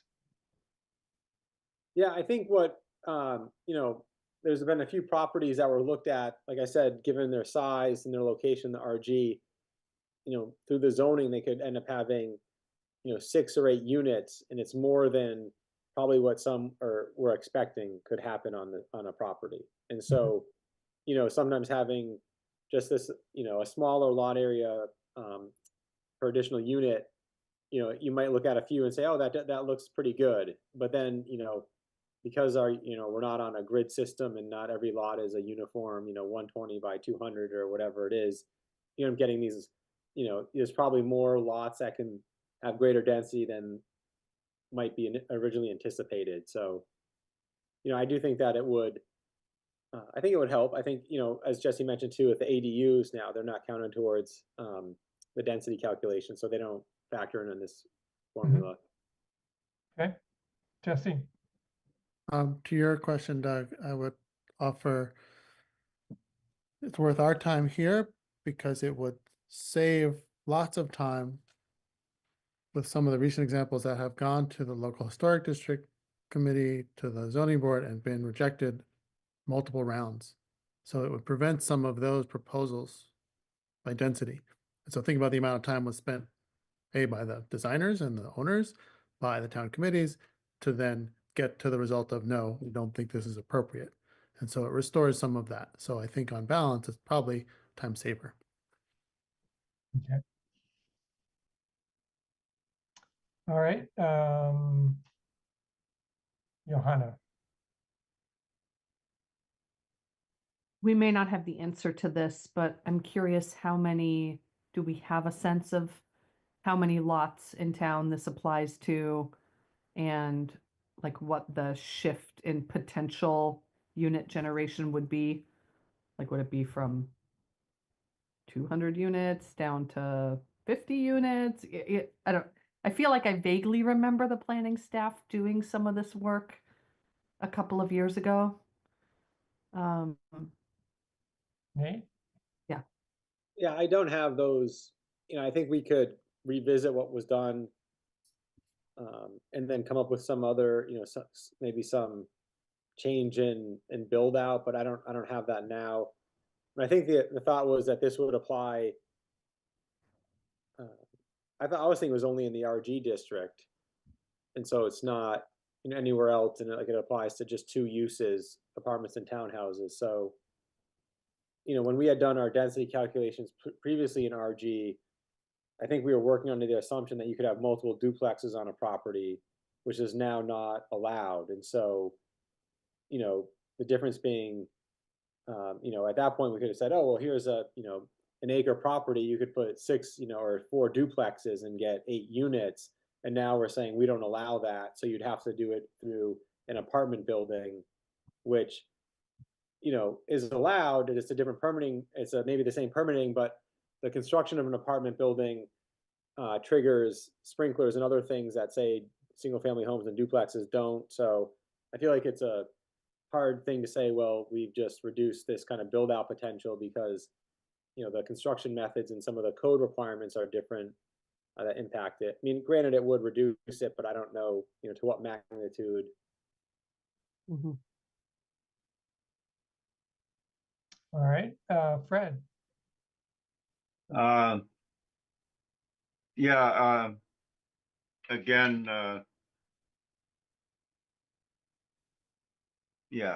Joanna, if you look at the history that Chris put together, I don't know if you, I think that was circulated to the board. Was it? I think it only went to the housing subcommittee. We can. It may have just gone to the housing subcommittee. In that case, never mind. It should probably go to the planning board, but anyway. Nate, is that something you could circulate to the rest of us? Yes, yep. That'd be great, because we got the memo for the meeting, but we didn't get the backgrounder, so that'd be great. All right, members of the public, any of you want to comment on this? Why don't you raise your hands while we listen to Bruce? Just suggesting perhaps that in addition to Chris's memo, I thought there was one memo that also could be added. I think, as I recall, the housing subcommittee, Nate, you gave us 6 or 7 files. Chris's memo was one of them. It does a fine review of the 1993 situation, but then it moves and it says, I still have to research the reasons for the reversion in 2005. Now, maybe there's a more recent version of Chris's memo that moves forward on that. But there is also the planning board report of a two-town meeting, which gives the reason why the 2005 change was made. And I briefly summarized it earlier. But if you're sending stuff to us, I think of the 7 things you sent, Chris's memo, but I would add the planning board report from 2005 to town meeting relative to that warrant article would be also helpful to include. I would suggest both of those 2 files go. Okay. Pam, you had your hand up briefly. Was that a mistake? That was a mistake. Thank you for asking. Okay. And I haven't seen any hands from the public go up No. while we listened to Bruce. So I guess at the moment I will assume there are no public comments on this. So what would be the next step? Nate, you'll send the rest of us some information and we'll take this up at a future meeting? Yeah, I already sent it just a few seconds ago. So, Oh, good. I'm ready to look at it. yeah, read it tonight, please. No, I think, yeah, we can pick it up at another meeting.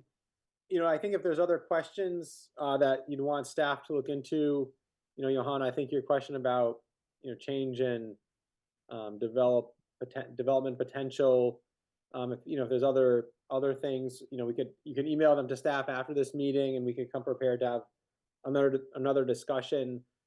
And if the board, wants to discuss it or thinks it's something to move forward, I'd want to, it's a simple change. And so, we could just send it to council and have it be referred back to planning board and CRC, or we could try to get in front of the CRC before it goes to council and say, here's what we've been thinking about, just so they, have a preview of it before it becomes, kind of a zoning referral. Well, we've got 2 of them in the audience, so. Right. Yeah, I mean, I think the more important piece with this would be kind of the rationale and context, right? I think that what it's doing is easy to understand as opposed to say like the U-Drive overlay, which is pages of new information. This is something that is straightforward, and then it's really about the explanation. And so I don't think it's a heavy lift necessarily. I think it might generate discussion though. Jesse? Thanks. Trying to respect those of you who are not at the subcommittee meeting and that you haven't had all the information. I don't want to make a motion, but I think I'm going to make a motion because it's clearly going to come back anyway. Meaning, if we vote and we move it forward to council, it's going to come back to CRC and back to us for public hearing, right? So there's plenty more time for discussion, and I feel fairly confident those of us who are going to vote to move this forward, our opinions are not going to change and would vote to move it forward 2 weeks from now also. So I'm going to move that we, whatever the right language is, adopt this change in footnote M and move it to council for consideration. Okay. Karen? I second. All right, any discussion?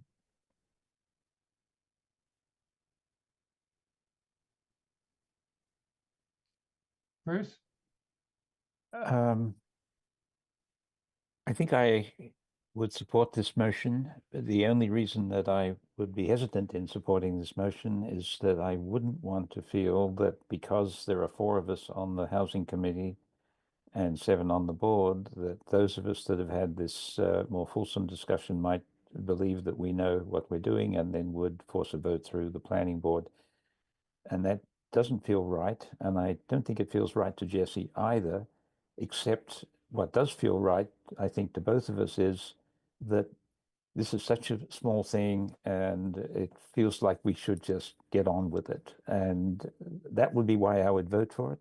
And why I wouldn't vote for it would be what I just said. And since you're probably going to ask me to vote first, can we go backwards?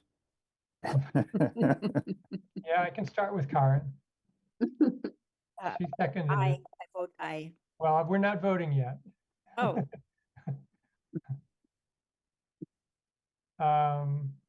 Yeah, I guess I will say that I'm starting to feel a little bit I don't know what verb to use, but having four How about railroaded? railroaded was the first thing that came to mind. Yeah.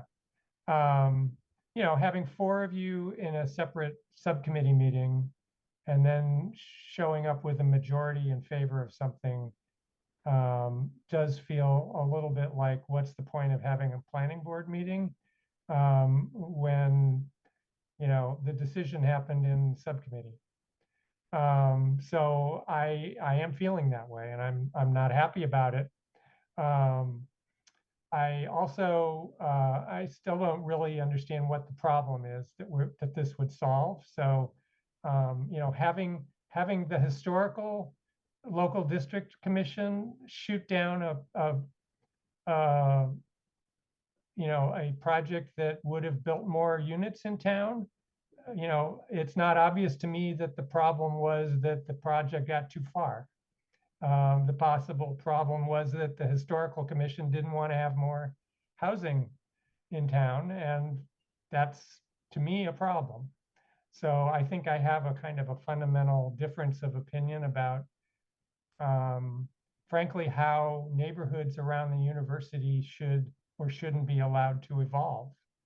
And I realize that Jesse and maybe Karen live in those neighborhoods.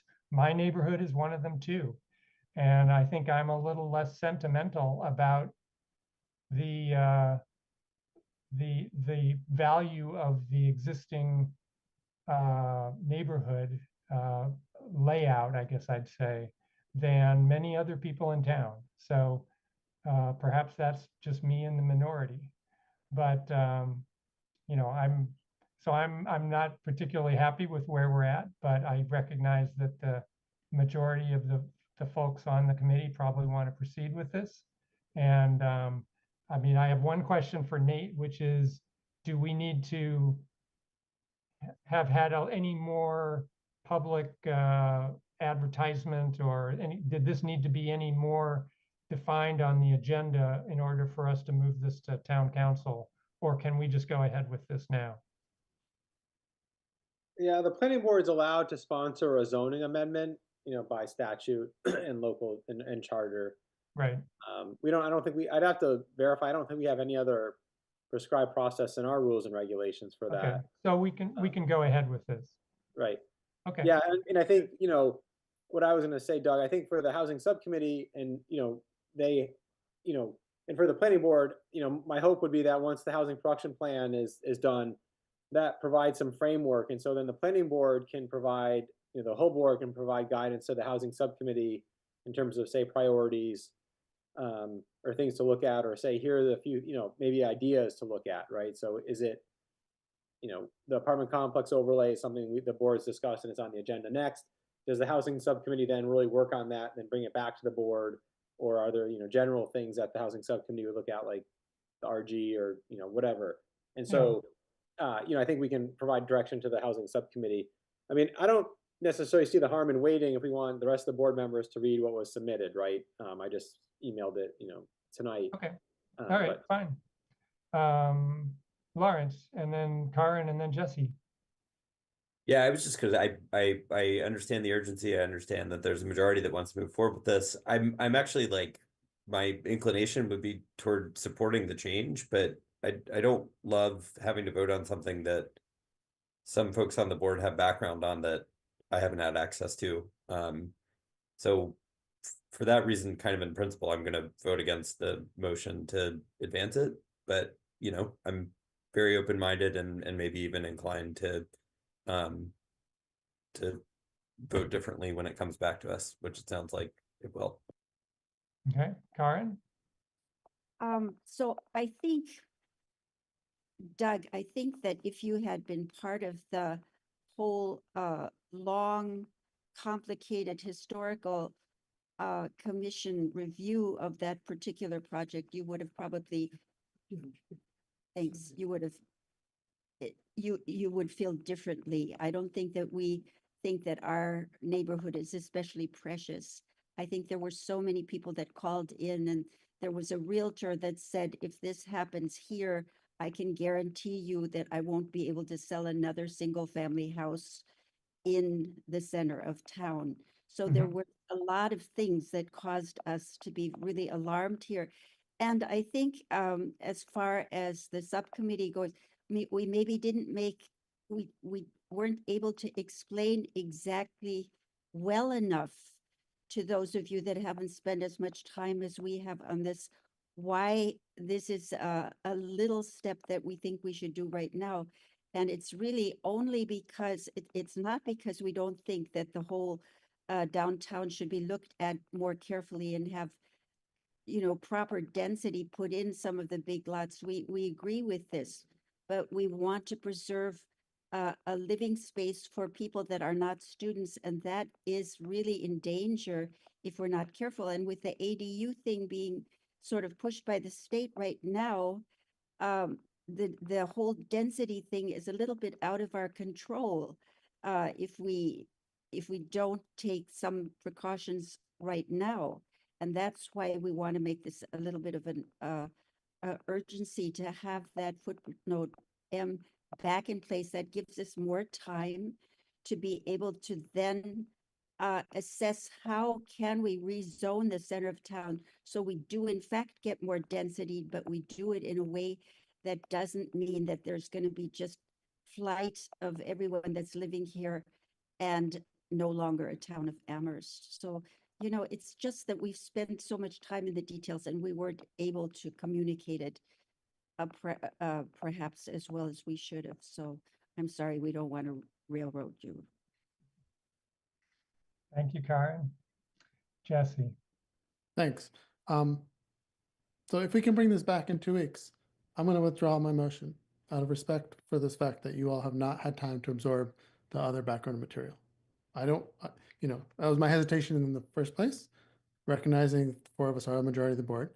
But I would like to then discuss this a little further as a board, meaning provided all the information were provided, things that come out of the subcommittee, I do feel like should be able to be discussed and voted on. Oh, yeah. If there's adequate time, right? And again, I recognize that you didn't get it, so fine. It's not my intention to have no discussion and move things forward. To Nate, and also I just want to clarify something you just said about the subcommittee. Were you suggesting that the full board should then tell the subcommittee what topics to work on?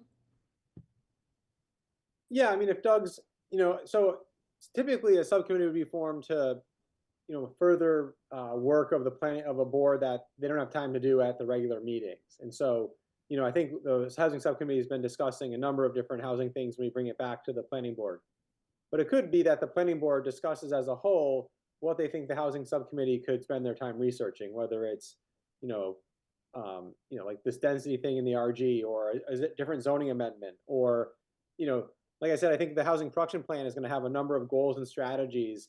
And I think the housing trust is going to look at some, and I think there will be some that are more squarely for the planning board. And I think the board could say, we really like this idea of, say, this development method. And it could ask the housing subcommittee to research it and then bring it back to the board. And so there's a different ways that a subcommittee can operate. And so in other boards and committees I've worked on, you know, it can be really specific, task driven, or it's just general, you know, look at housing and come back to us with ideas, or we want you to look at these 3 zoning possibilities and then come back to us. So it's, I mean, you know, I think there's different ways to manage it. from my own perspective, I think topic suggestions, we'd like you to work on this issue are great, but I wouldn't enjoy it if it were restricted to those topics and suggestions. I feel like I was encouraged to try and form this subcommittee so that we could think broadly about the housing situation, which those of us on the subcommittee are very passionate about, which is obvious in our recent discussions. And so I would not want to be restricted to certain topics. So I hope that's not what we're talking about. All right. Any more? So, Jesse, you have withdrawn your, Correct. I withdraw the vote, and I hope we can bring it back in 2 weeks. all right. Any further discussion of that topic? All right. All right, we'll move on to the potential overlay for existing apartment complexes. Nate, or Jesse, has that been discussed in the housing subcommittee at all? We discussed it very briefly, but Nate suggested to be on the agenda tonight, so we really didn't get any further than we were last time. All right. Well, Nate, do you want to say anything more about it before we open the discussion? I guess it's 8:35, so I don't know if anybody's starting to wear down and whether we want to have a long conversation tonight or not. Yeah, I haven't, I emailed a few things around at one point, some of the historical stuff. We had talked about North Amherst. I think there's been some discussion about whether or not North Amherst is the appropriate place. And so, beyond that, I haven't. I think, I've just been working on the University Drive, so I just submitted the memo to council today. I was at CRC, so that's been kind of the priority to move the University Drive overlay.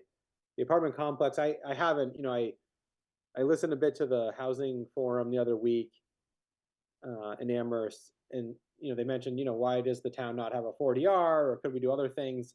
It's interesting. I feel like if we allow this apartment complex overlay, if we had it established, say it was by site plan review with design standards and conditions, it really functions as a 40R, even though we don't call it that. And so I think it's again, it's an opportunity for something to happen. It may or may not be realized, right? So just like the overlay, it's providing an opportunity in the hope that it will have something will happen. And so, as I mentioned, I just think we should start small in a discrete area.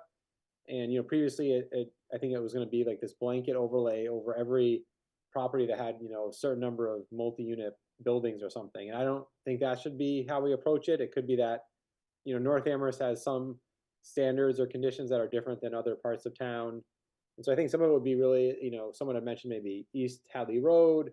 I just would want to say, are we sure about North Amherst? And then, what do we think is the right density? The market study said 4 to 5 times what's there just to incentivize redevelopment.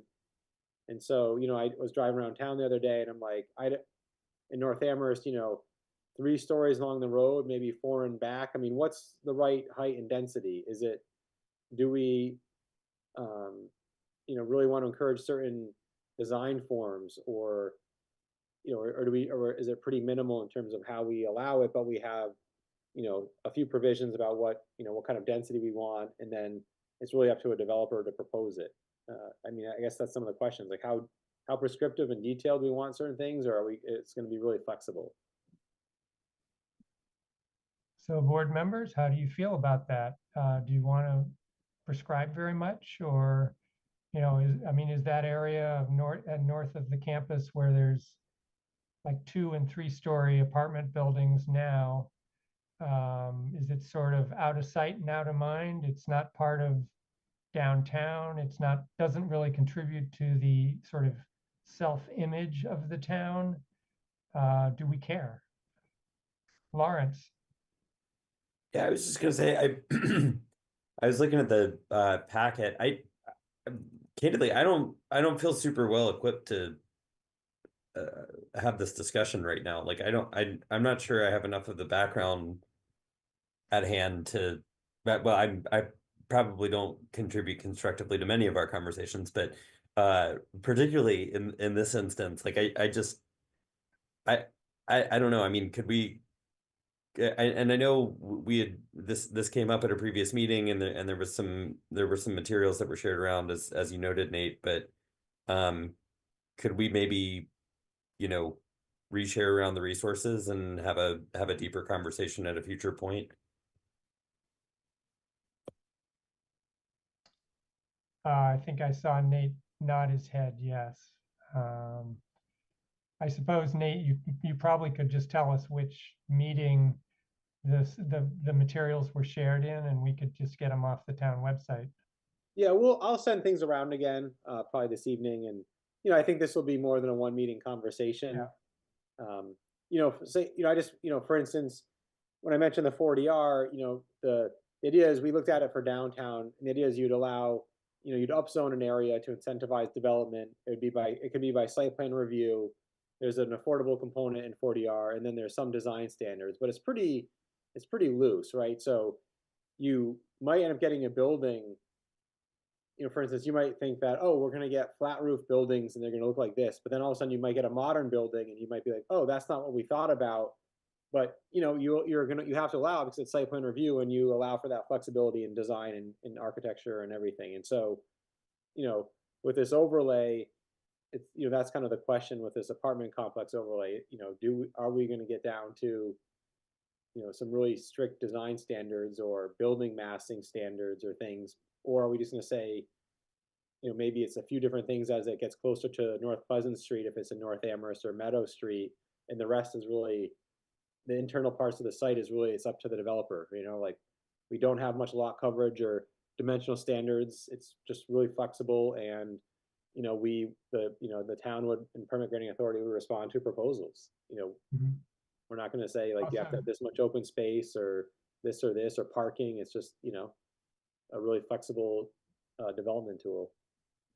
You also talked about the affordable unit ratio that a 40R would come with, and I guess, are we thinking about this as a general housing area or student housing area? In which case, I'm not sure the affordable ratios are really applicable if we want to put students in the whole thing, So that's another question we should talk about.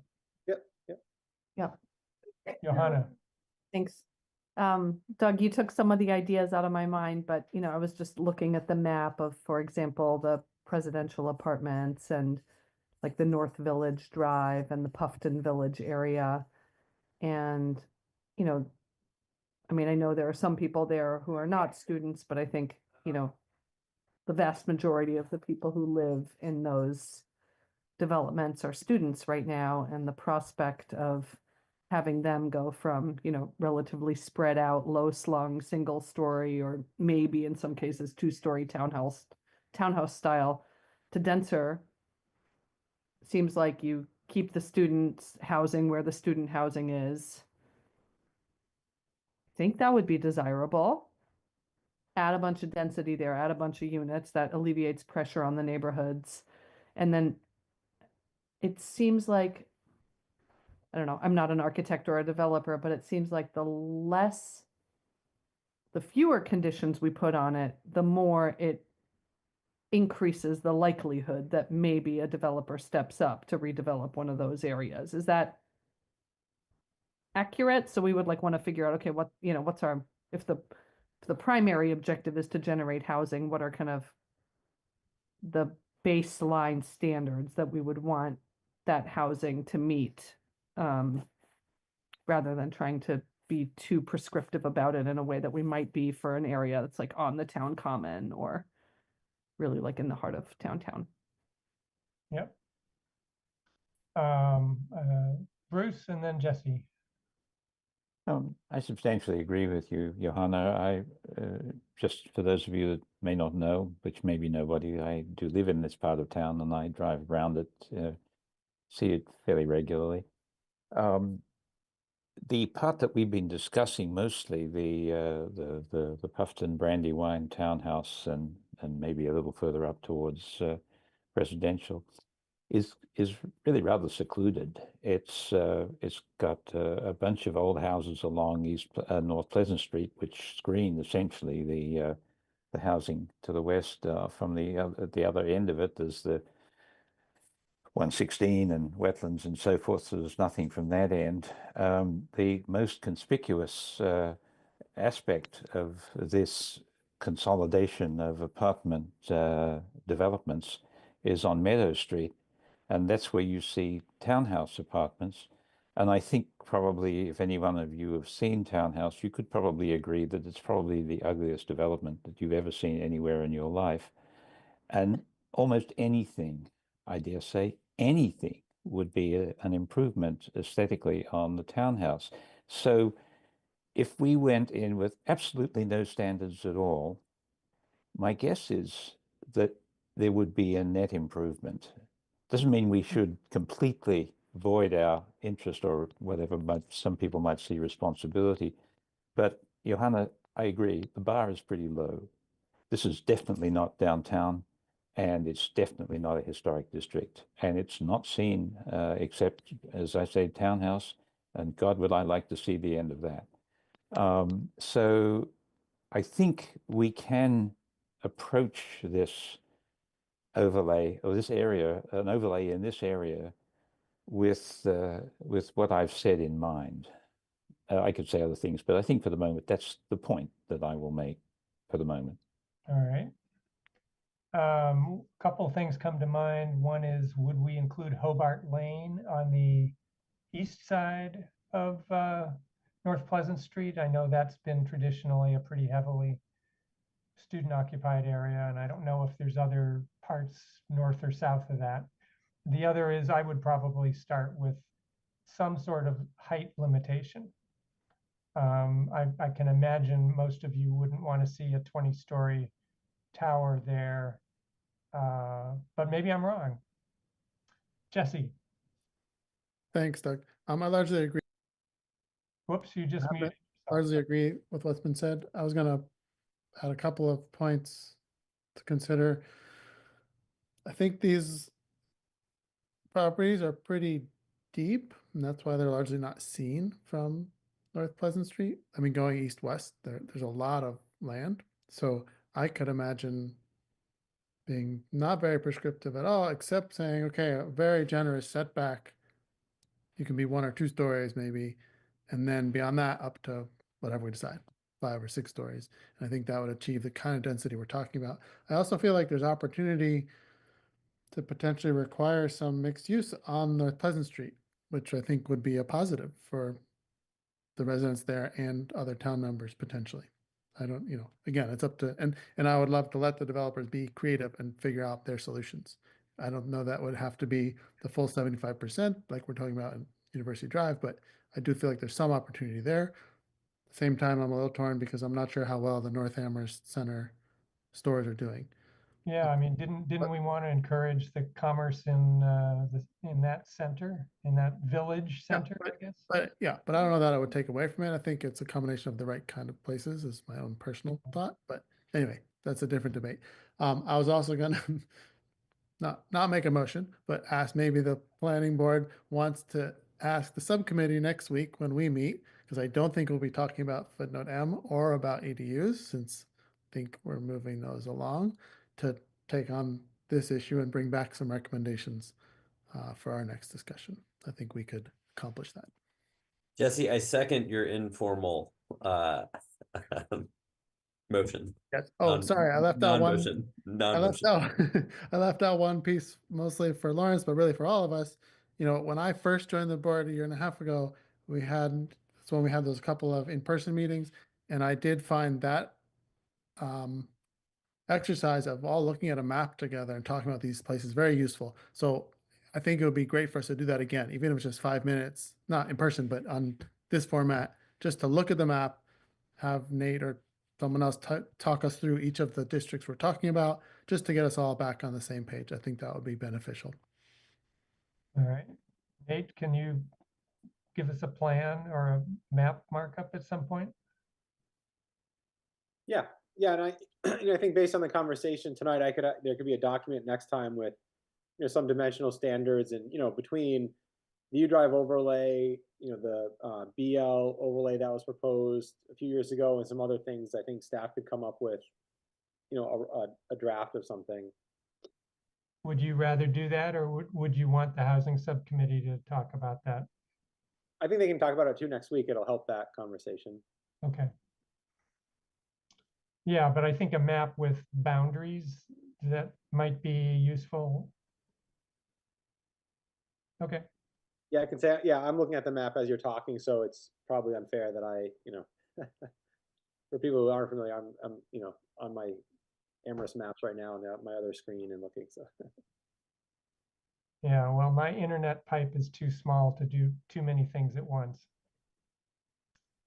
Bruce, One other thing that we might want to reflect on, I think I raised this with you, Nate, or maybe it was at the end of the housing subcommittee meeting, and it was something that my wife drew to my attention. We do talk about things occasionally, and it being in this end of town, and she's pretty active interest in this part of town with the District 1 Neighborhood Committee and so forth. She pointed out that how these housing developments have they been condominiumized? She said, because I thought, oh, that's an interesting question. We, of course, at University Drive, we're talking about parcels that are essentially under one ownership, and they would be purchased, and something would happen, and so forth. But it turns out, as because Mary goes and figures things out a little bit further, and she tells me that she thinks that there's some degree of condominiumization of townhouse, but probably not at Puffton or Brandywine. And of course, given that townhouse is the bane of my, well, it's not the bane of my existence, but if anything was going to change up there, I would love it first to be townhouse, of course, but this can be wishful thoughtful and all that sort of business. But it does seem that we should be mindful, or at least informed, about fragmentation of ownership and title, and how likely, how difficult it is to imagine something in the overlay being redeveloped if it's got a fragmented title. Because I imagine that what would have to happen, that there would be aggregation of title before something could happen. So that would mean, back to Johanna's point, that the fewer restrictions and the maximum incentives would be necessary to override or to overcome that kind of initial inertia. Because of course, with fragmentation, you get this potentially invidious situation where you get holdouts and things like that. And I think any developer who's thinking of consolidating title and so forth is ever aware of that, and it may be a reason why they wouldn't do it unless the incentive or the payout was potentially really handsome. So that was an observation brought to my attention by Mary, in which I talked to Nate about last week, and I relay. We haven't discussed it. It's really just an observation that can be confirmed and or quantified. But it does seem to be an issue for us to consider, or that would an issue that would affect the likely outcome and what we're trying to achieve. well, I mean, wouldn't that show up on the property card for those properties? I guess, first of all, I've never seen that on any of those property cards. I can also say I've had some interaction with several of those properties, and none of the ones I've interacted with had any evidence of condominialization.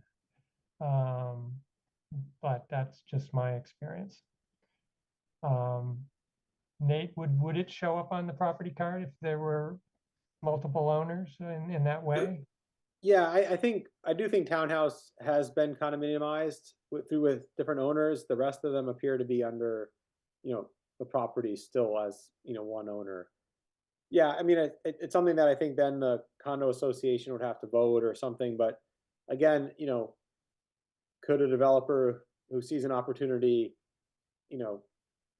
manage that? And I'd say probably. It's just, it does add a little bit of complexity to it. I think when staff looked at this, 10 years ago, some of the reason was we were hearing that the apartment, the owners and managers were saying the apartments are in need of capital improvements, and, is it the right time? And so I think it's still the right time for some of them, and some of them have already started doing work on them. And so it's like, I feel like if we wait 10 more years, they'll already have spent a fair amount of money to put, new roofs and siding and everything, then they won't really it'll be a little more expensive or difficult to change. So I still think it's something that's worth pursuing. And if we find that North Amherst is complicated, is there other areas that we could, adapt our thinking to? But we can focus on this one first. And Okay. Johanna, Thank you. Doug, when you mentioned Nate showing some maps of where this might be affected, made me think like once there are maps, then things can start to feel real. And I wanted to just quickly ask what the process is for just like engaging the public and engaging abutters and neighbors and stakeholders in the process. I mean, we have these public hearings and I know, the agenda gets posted, but is there anything beyond that for, in particular, like the folks who live in that area? Nate, Yeah. what kinds of things can we initiate?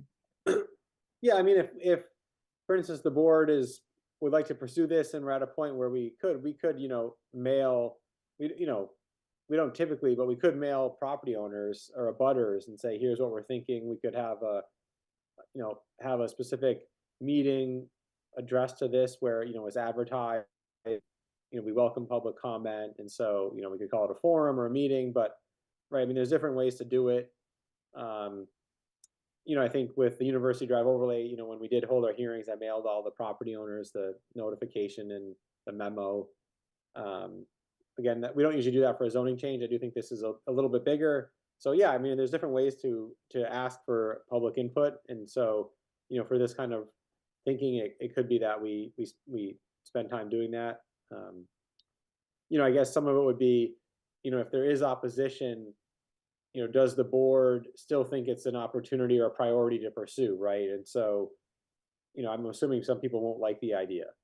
And so, is it that, part of the bigger goal of, say, the town's comprehensive housing policy, the master plan and other things is here's where, there's this might be an appropriate area to increase density. And so, even if it's not a popular idea, would the board still want to pursue it?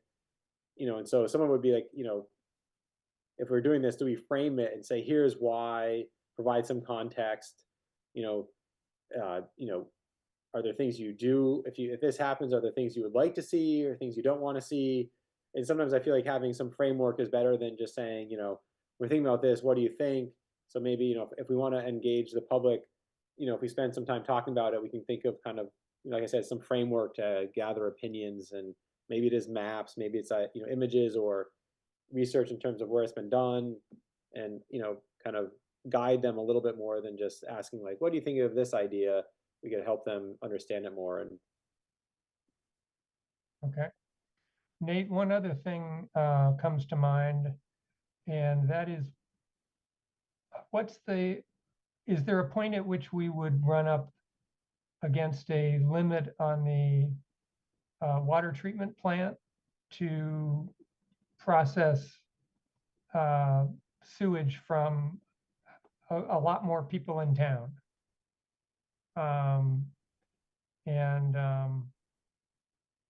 At what point is that,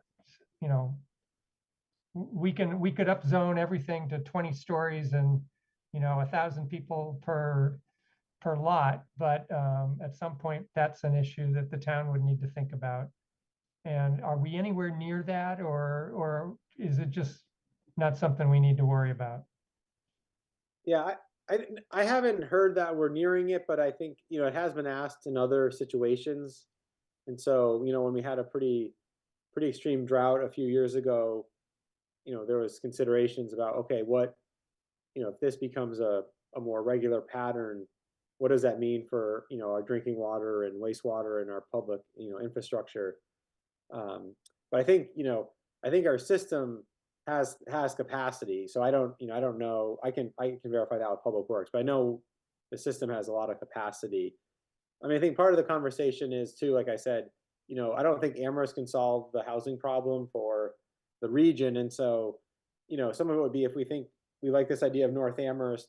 I think having a discussion about what we think is appropriate density, and that could be part of the overlay, whether it's a square foot calculation or unit calculation, because I do think that, UMass is, our housing consultants for the housing production plan UMass is starting to collect kind of more granular data in terms of off-campus students since the pandemic, and so we have some of that. And like we've said, it's thousands of students, and so I'm not expecting that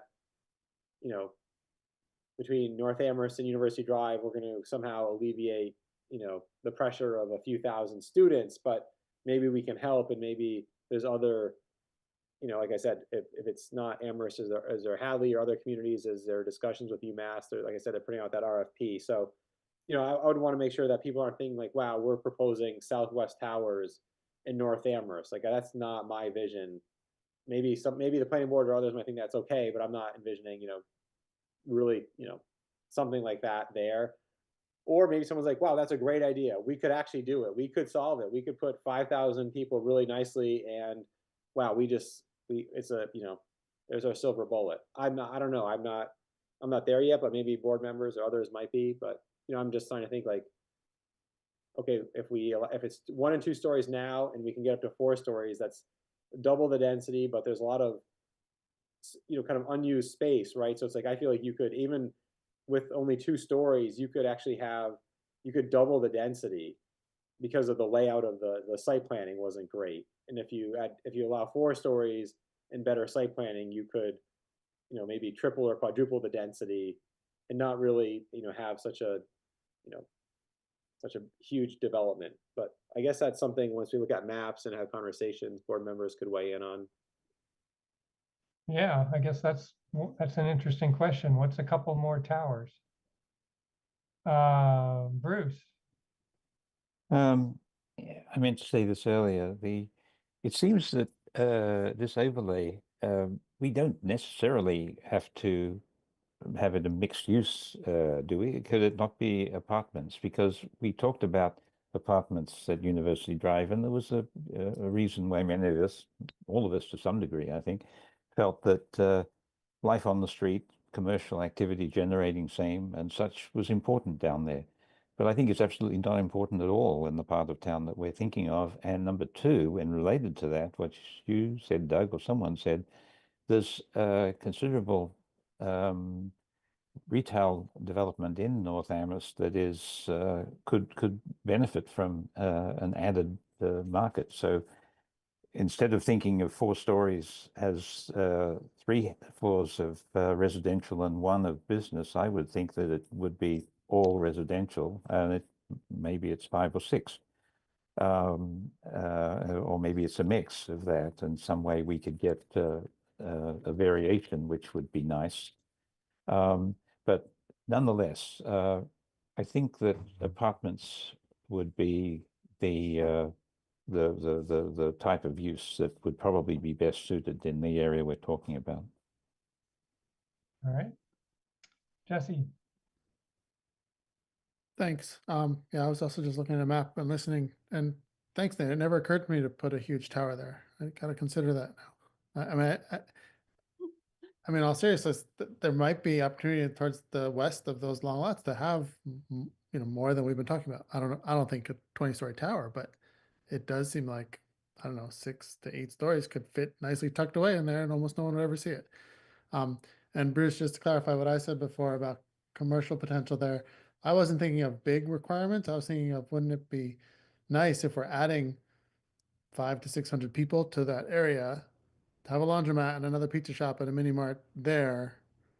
That might benefit everybody. Not the extent we're talking about at university. But I largely agree that apartments are probably the right way to go. So it sounds like there might be, Nate, some interest in at least allowing some mixed-use buildings near the street, maybe, and so that could be part of the concept. Bruce.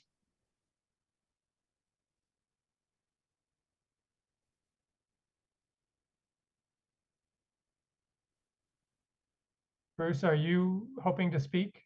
Oh, yes, I am. Sorry about that. That idea of a tower again, I hadn't thought of that either, and it's not something that I necessarily would advocate. However, it's probably something that I might be inclined to explore, particularly if it was possible to perhaps have an entry from 116, which would basically allow for a different way of handling a great deal more traffic that would possibly be generated. So I don't know whether there's wetlands to be crossed down there or not, or whether the 116 would even contemplate that. But it's not a stupid.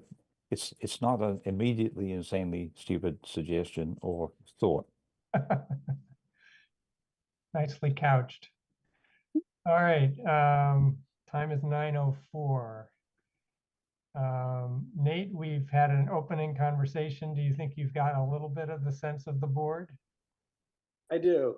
Yeah. I mean, it is really interesting. I like to, if I see this as the overlay, if it were, from say Presidential North to Meadow Street, I'd like to think the whole thing as one big site.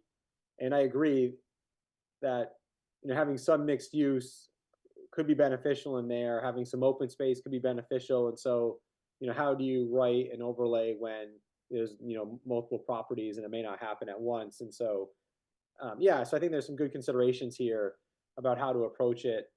And I think, I think I can, talk to staff and come up with some ideas and have something for, the next meeting or two. Okay. I will say that we could allow some of these to be redeveloped now, but it's with a special permit and the bar is a little high, right? In terms of finding that a redevelopment is not more detrimental to the neighborhood. And so really what we'd be doing is we'd be making it, through site plan review with standards and conditions that would be reviewed by the planning board. And so we'd want to have some framework and some, like I said, standards and conditions and dimensional standards that work. And so, kind of like we did with University Drive overlay, certain setbacks and height, if it's near residential, maybe different setbacks along the street, some creative ideas for the interior of a site.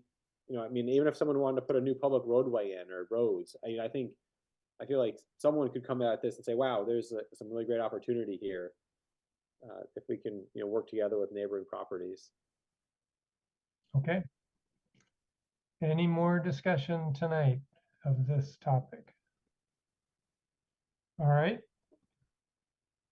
Time is 9:06 and we'll go on to next agenda item, old business, topics not reasonably anticipated. Do we have anything? Nate or Pam? Nope. If I could interrupt, did you want to take public comment on that particular item that we've just Well, I completed? think I had asked for it at one point and I didn't get any. Sorry. I Okay. think I didn't get any hands, but I can certainly ask again. Any of the four members of the public who are still here? Pam Rooney. All right, Bruce, that was productive. Let's bring Pam over. Hi, Pam. Hi, Pam. Pam Rooney, 42 Cottage Street. Thank you, Bruce, for asking for public input. I would suggest that people go back, and I do not remember the year, but there was a fairly well coordinated and very comprehensive form-based zoning proposal that came to town meeting that was defeated because it seemed like it was forcing density on North Amherst. But many of the concepts were very well thought through, and if it had been completed in its entirety, would create a sort of a dense but well-coordinated development in North Amherst. So just suggesting that somebody find that proposal and take a look at it before you talk about apartment overlays. Thank you. All right, Nate, does that ring a bell? Maybe? Would this, I heard the phrase form-based zoning for a while early in my residency here and thought it came to town meeting. Would it have been in the last 15 years or would it have been before that? No, yeah, shortly after we did the master plan, we had, or during the master plan, we had, I'm blanking on the name, do a urban form analysis, and they looked at the kind of the north end of downtown, and I think North Amherst, subsequently then North Amherst, and so, I can find that. Okay.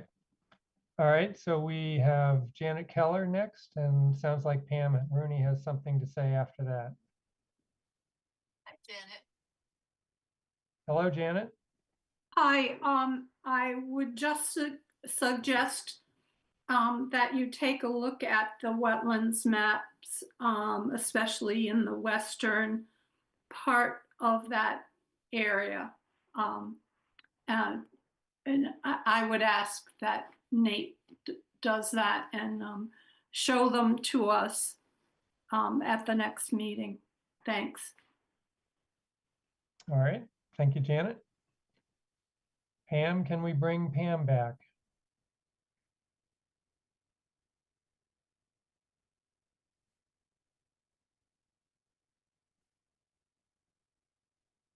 Hi, Yeah.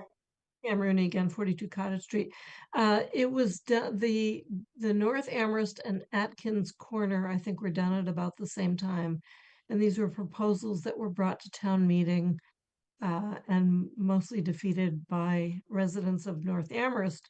So obviously there needs to be some clear care taken, but some of the concepts were very valid and worth looking at again. Thank you. All right. Yeah, sorry, that was, I was online looking, it's, from 2010 to 2012. Okay. All right, I don't see any more hands from the public. Any more comments from the board on this? All right, we'll go on.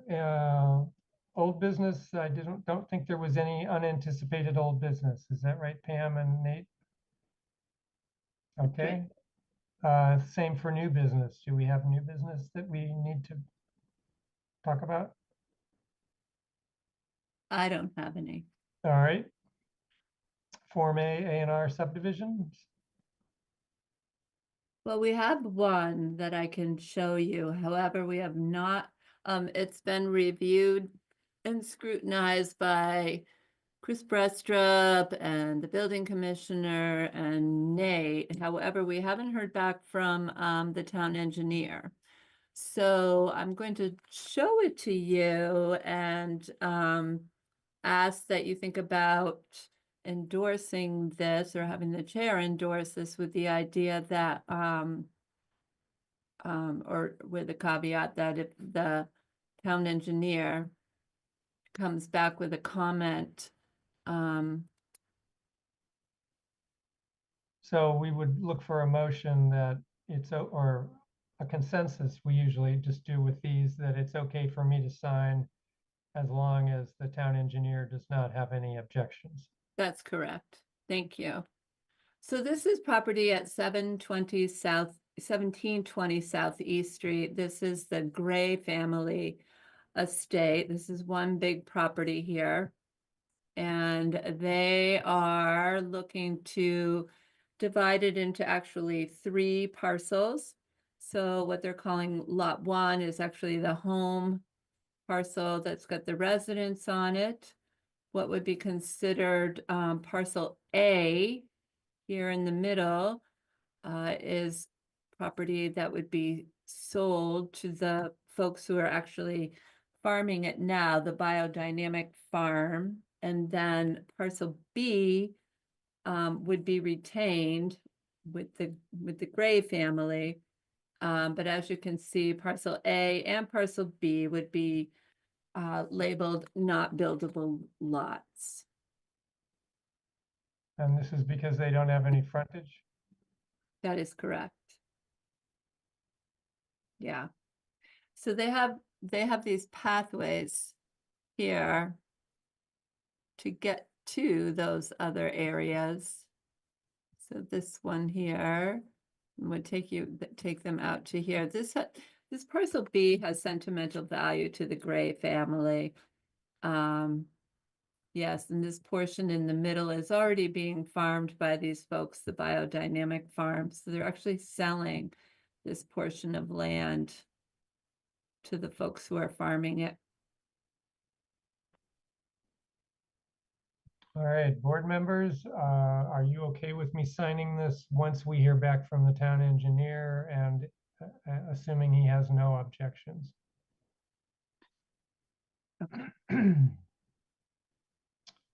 All right, I see several thumbs up and hear no objections to that.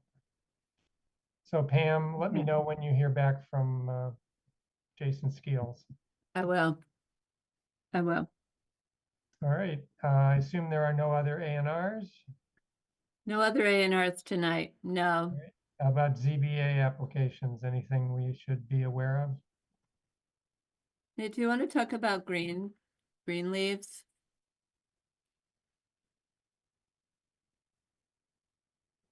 Yeah, Greenleaf has submitted an application to, when the Greenleaves was permitted, there was a number of phases and developments, and there was one piece that was never finished. And so they're going to a special permit to modify, older permits. And they want to, I think they were going to construct a community building, which they're not going to, and make some changes to the original plans. And so, that's a transmittal was sent out, and it's, headed to the zoning board. All And right, it's a pretty big development. It's south of Northampton Road, kind of behind Aspen Heights. mhm. So Is it something anybody wants to see, or at least like a site plan or anything? Not seeing a lot of enthusiasm on your faces. Is it just the hour? It's 9:16. Can't we talk about green leaves for a while? Okay, all right, so Oh. I think we're gonna let that one go. Okay. Anything else for ZBA? No, that's it. All right, how So- about the SPP, SBR, SUBs? Those we have several. yeah, we have on March 5th, so I guess we could 422 Amity Street is coming back to the planning board at the next meeting. That's the development down on the corner of Amity and University Drive. And then the Jewish community of Amherst has submitted a site plan review application to put a solar canopy over their parking lot. And so that'd be modification to a site plan. There's changes to also the, some concrete pads and a few little utility work. The Amherst Soccer Club or Amherst Soccer Association is proposing to put a storage shed at Plum Brook Recreation Area. So that'll need a site plan review. I'm not sure exactly what, I think it might just be a shed. I'm not sure there's anything else there. And then Archipelago Investments has submitted a site plan review application to develop the properties around Atkins, the BVC zone properties. And they had applied for a variance from the zoning board last year, and it wasn't approved. And so they've come back with a new plan for mixed use buildings, and it would be a site plan review application with waivers for height and various things. And so that's, would probably come in later March. The Jewish community of Amherst probably in early March. I think the Atkins one, Kyle Wilson wants to get in front of the planning board and have a conversation. It's, there'll be some things that'll come later if the hearings continue. He realized that this will probably be a multi-part hearing. It needs to get in front of the Conservation Commission as well. But he's looking for a few waivers, I think his idea is if the planning board, he wants to see where the planning board, how it looks at this project, and that can help him, with the rest of the kind of permit review. So those are three that are, in the works. All right, Bruce? So Nate, that Archipelago Atkins end of town would be an informational hearing initially, so. No, No. they've submitted an application with, information. We asked for a number of submittal requirements, which they met most of them, and then they're going to ask for waivers or to have some things be submitted after the first hearing. So they're continuing to work on it, given that it's a pretty extensive project. Oh, so the hearing would be opened and continued Yes. probably multiple times. right? It's kind of similar to the Amity Street one where, you know, they have a plan for the Conservation Commission, but the Conservation Commission may ask for changes to the site plan, and then it's gonna, you know, come back to the planning board, and so. Okay. So I'll be listing a lot of continuations before we're done. Yes.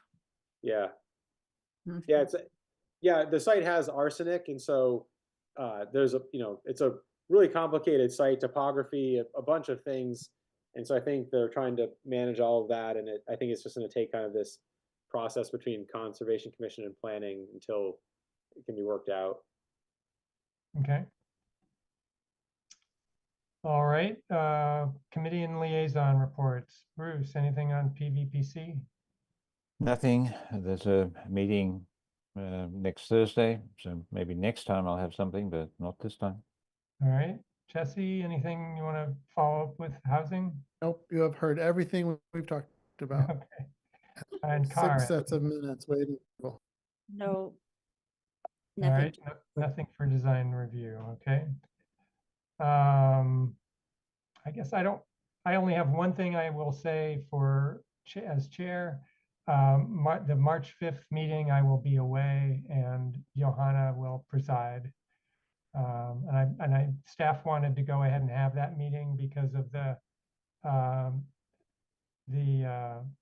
I think it was the SUB application, or it was the JCA. the site plan review that we needed to get through.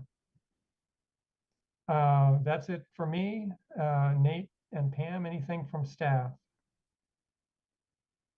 I was going to say the design review board has looked at updating their design review principles, and you know, there was it's not, you know, too extensive, but we sent that to Dodson and Flinker to help with their downtown design standards, and I think the design review board will continue to talk about that, and it may be that they would want that to then be part of a zoning change that would come to the planning board. So, you know, that's something that might be coming to the planning board in the next few months.